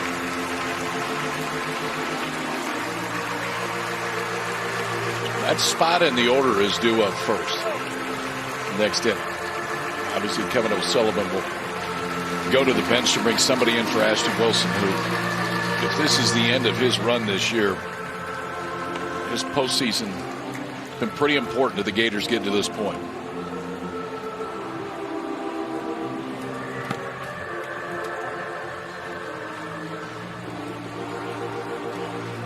Looks like it might be Jalen Guy. Yep.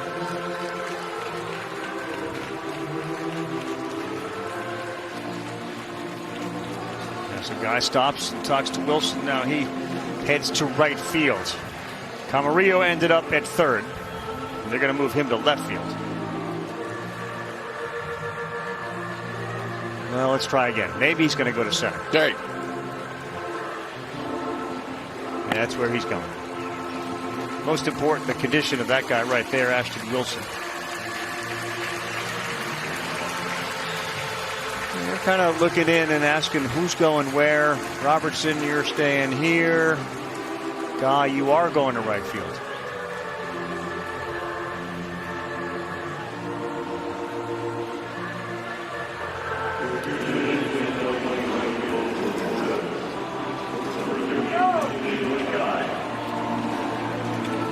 So Camarillo ends up at third base. Neely's going to have to pitch out of this pickle. He'll get Kent, who's made good contact with the ball tonight. Looking for another level of insurance.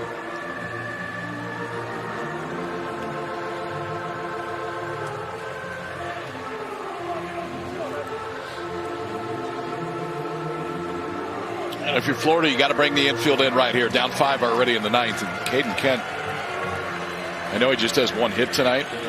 He's hit it on the barrel all 3 times. Lined out to shortstop, flew out deep to left center field. And the play that Robertson made out there, he was in disbelief of the catch. All right, here we go. So the Gators all up on the infield for Kent. Hold it. Fastball way inside, 1-0.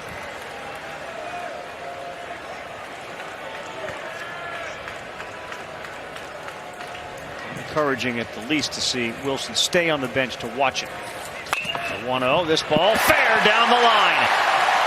Caden Kent's having a night with that bat. He's been terrific. He drives in the 6th run for the Aggies, and they lead it 6-0 now in the 9th. How about that? Hit it. Or it's that perfectly, and Dad just no reaction yet. Slider this time goes across the plate. Is able to keep it fair right past Cags. Infield drawn in, perfectly done. Hit it hard. Don't try to lift. And still crushing those seeds. Kent does extend this lineup, though, the way he's swinging the bat. Chestnut square, strike 1. And Chris told the story at the beginning of the show, man. He bided his time. He waited. Montgomery gets hurt. They plug him in. And got a grand slam in the Super against Oregon that flipped that game. He's been instrumental in their run here.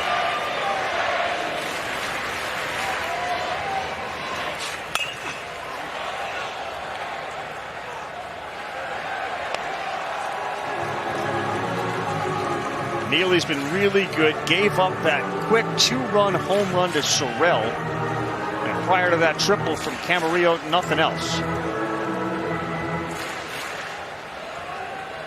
You okay? But it is a 6-0 lead.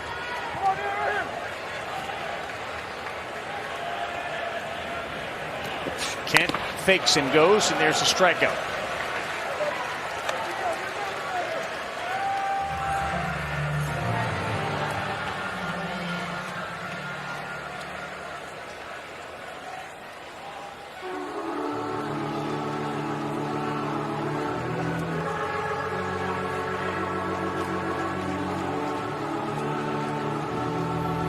Sullivan out here to maybe grab the ball from Neely, talk to him. He's thrown a whole bunch, obviously, of pitches. He's thrown a whole bunch in a short period of time, but it's not as if he's overused them. They've been in the 40s and I think the 20s.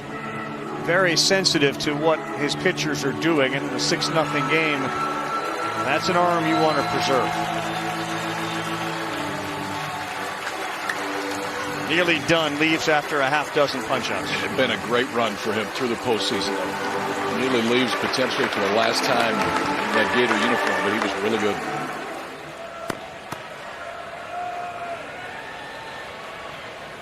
Now Luke McNeely will throw the first pitch, and that ball is put up sky high and playable. Let's see how the outfielders handle it. Guy gets called off by Robertson, and the out is made.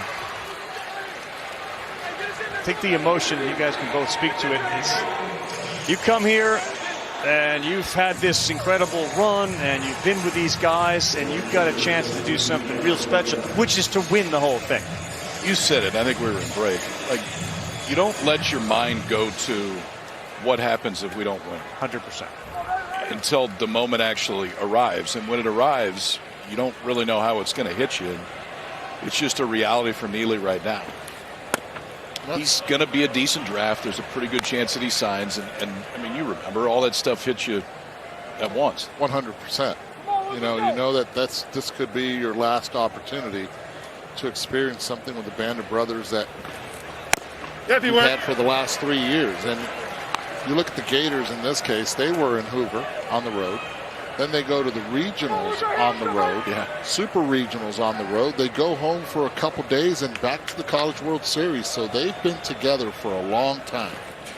When one Laviolette lays off. And the feeling is when you do all that and you succeed, you're going to come here and we're going to win.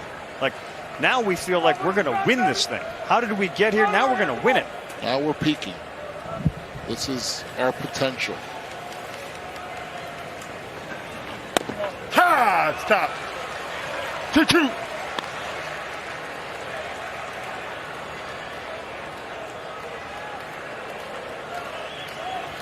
Tennessee and A&M didn't meet in the regular season, and right now Barring a tremendous comeback from Florida, that looks like our College World Series finals. As Neely's pitch rides away from La Violette.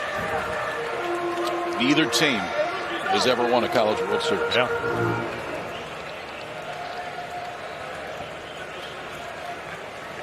Well, this year at the end, if A&M gets there, they'll be able to have that opportunity. La Violette flies this one to Robertson in center. And we will go to the bottom of the ninth. Last chance for the kids from Gainesville. Guy Thomas Donay. Brian McGee will take 3, and we'll have a blast doing it. It has been a phenomenal day of baseball here. Tennessee, the winner today over Florida State. A&M trying to also join them in the College World Series finals. Guy will bat first. He's their last chance. It'll be Guy, and then Thomas Donay, Robertson if we get there, Caglione one more time. Kent moves to third, Bell's at second, Grahovac's in left. They take La Violette out and move Sorrell to right. That's a good pitch from Aschenbeck. 1 ball, 1 strike.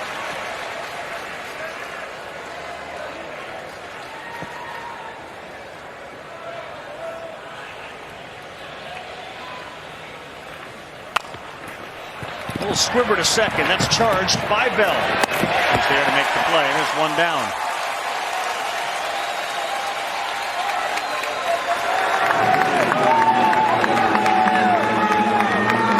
And this just highlights, we may see in the World Series finals, the versatility that A&M has on the field. Kent moves to third base. Grahovac goes from third out to left. They take La Violette off the field to give his leg a break. In the end, Lamkin, Stewart, and Aschenbeck, the pitchers, have a chance to blank the Gators tonight.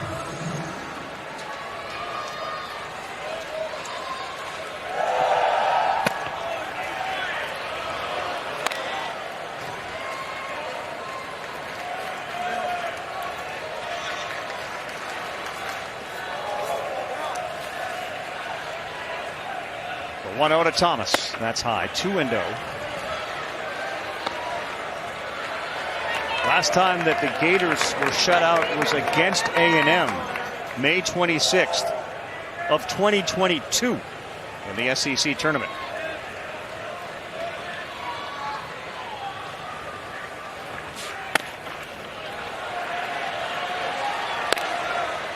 Two years without getting shut out. Yep.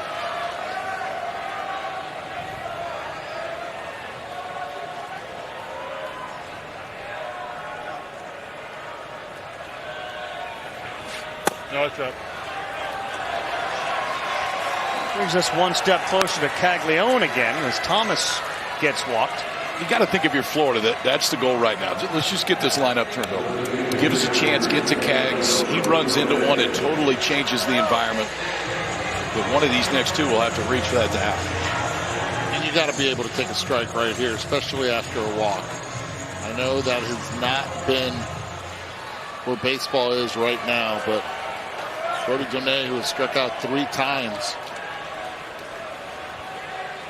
has to be patient. A rare walk from Aschenbeck as he throws a strike in there.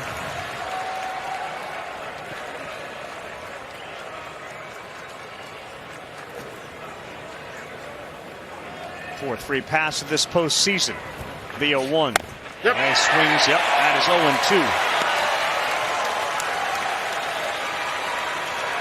Feast or famine type day for him. Grand slam and another homer earlier today. 0 for 3. 3 strikeouts tonight.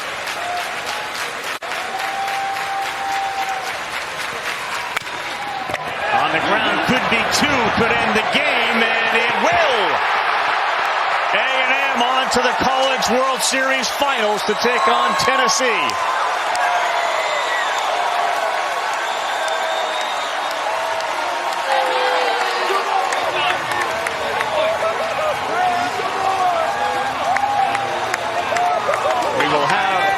First-time College World Series champion at the end of this year. It'll either be Tennessee or Texas A&M.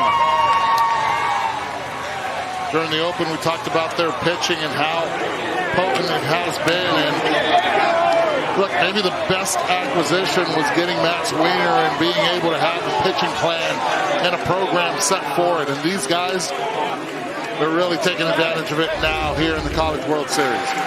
Pretty workmanlike today for A&M. And they threw a ton of strikes offensively that took advantage of the times that Florida didn't, honestly. And then had enough offense to ride three arms are outstanding. Lamkin gets some 5 innings shutout. Josh Stewart gets him out of a jam. And then the guy at the end does what he's done the entire year. Evan Aschenbeck is as good as anybody in the country at closing it out. Braden Montgomery going to hang out a few more days. It'll be A&M and Tennessee for the national championship. There's the coaching staff. Schlossnagle to the World Series Finals against Tennessee. You mentioned the pitching coach there, Weiner, the pitching all year. This is the 11th shutout. They lead Division I as they keep Florida off the board.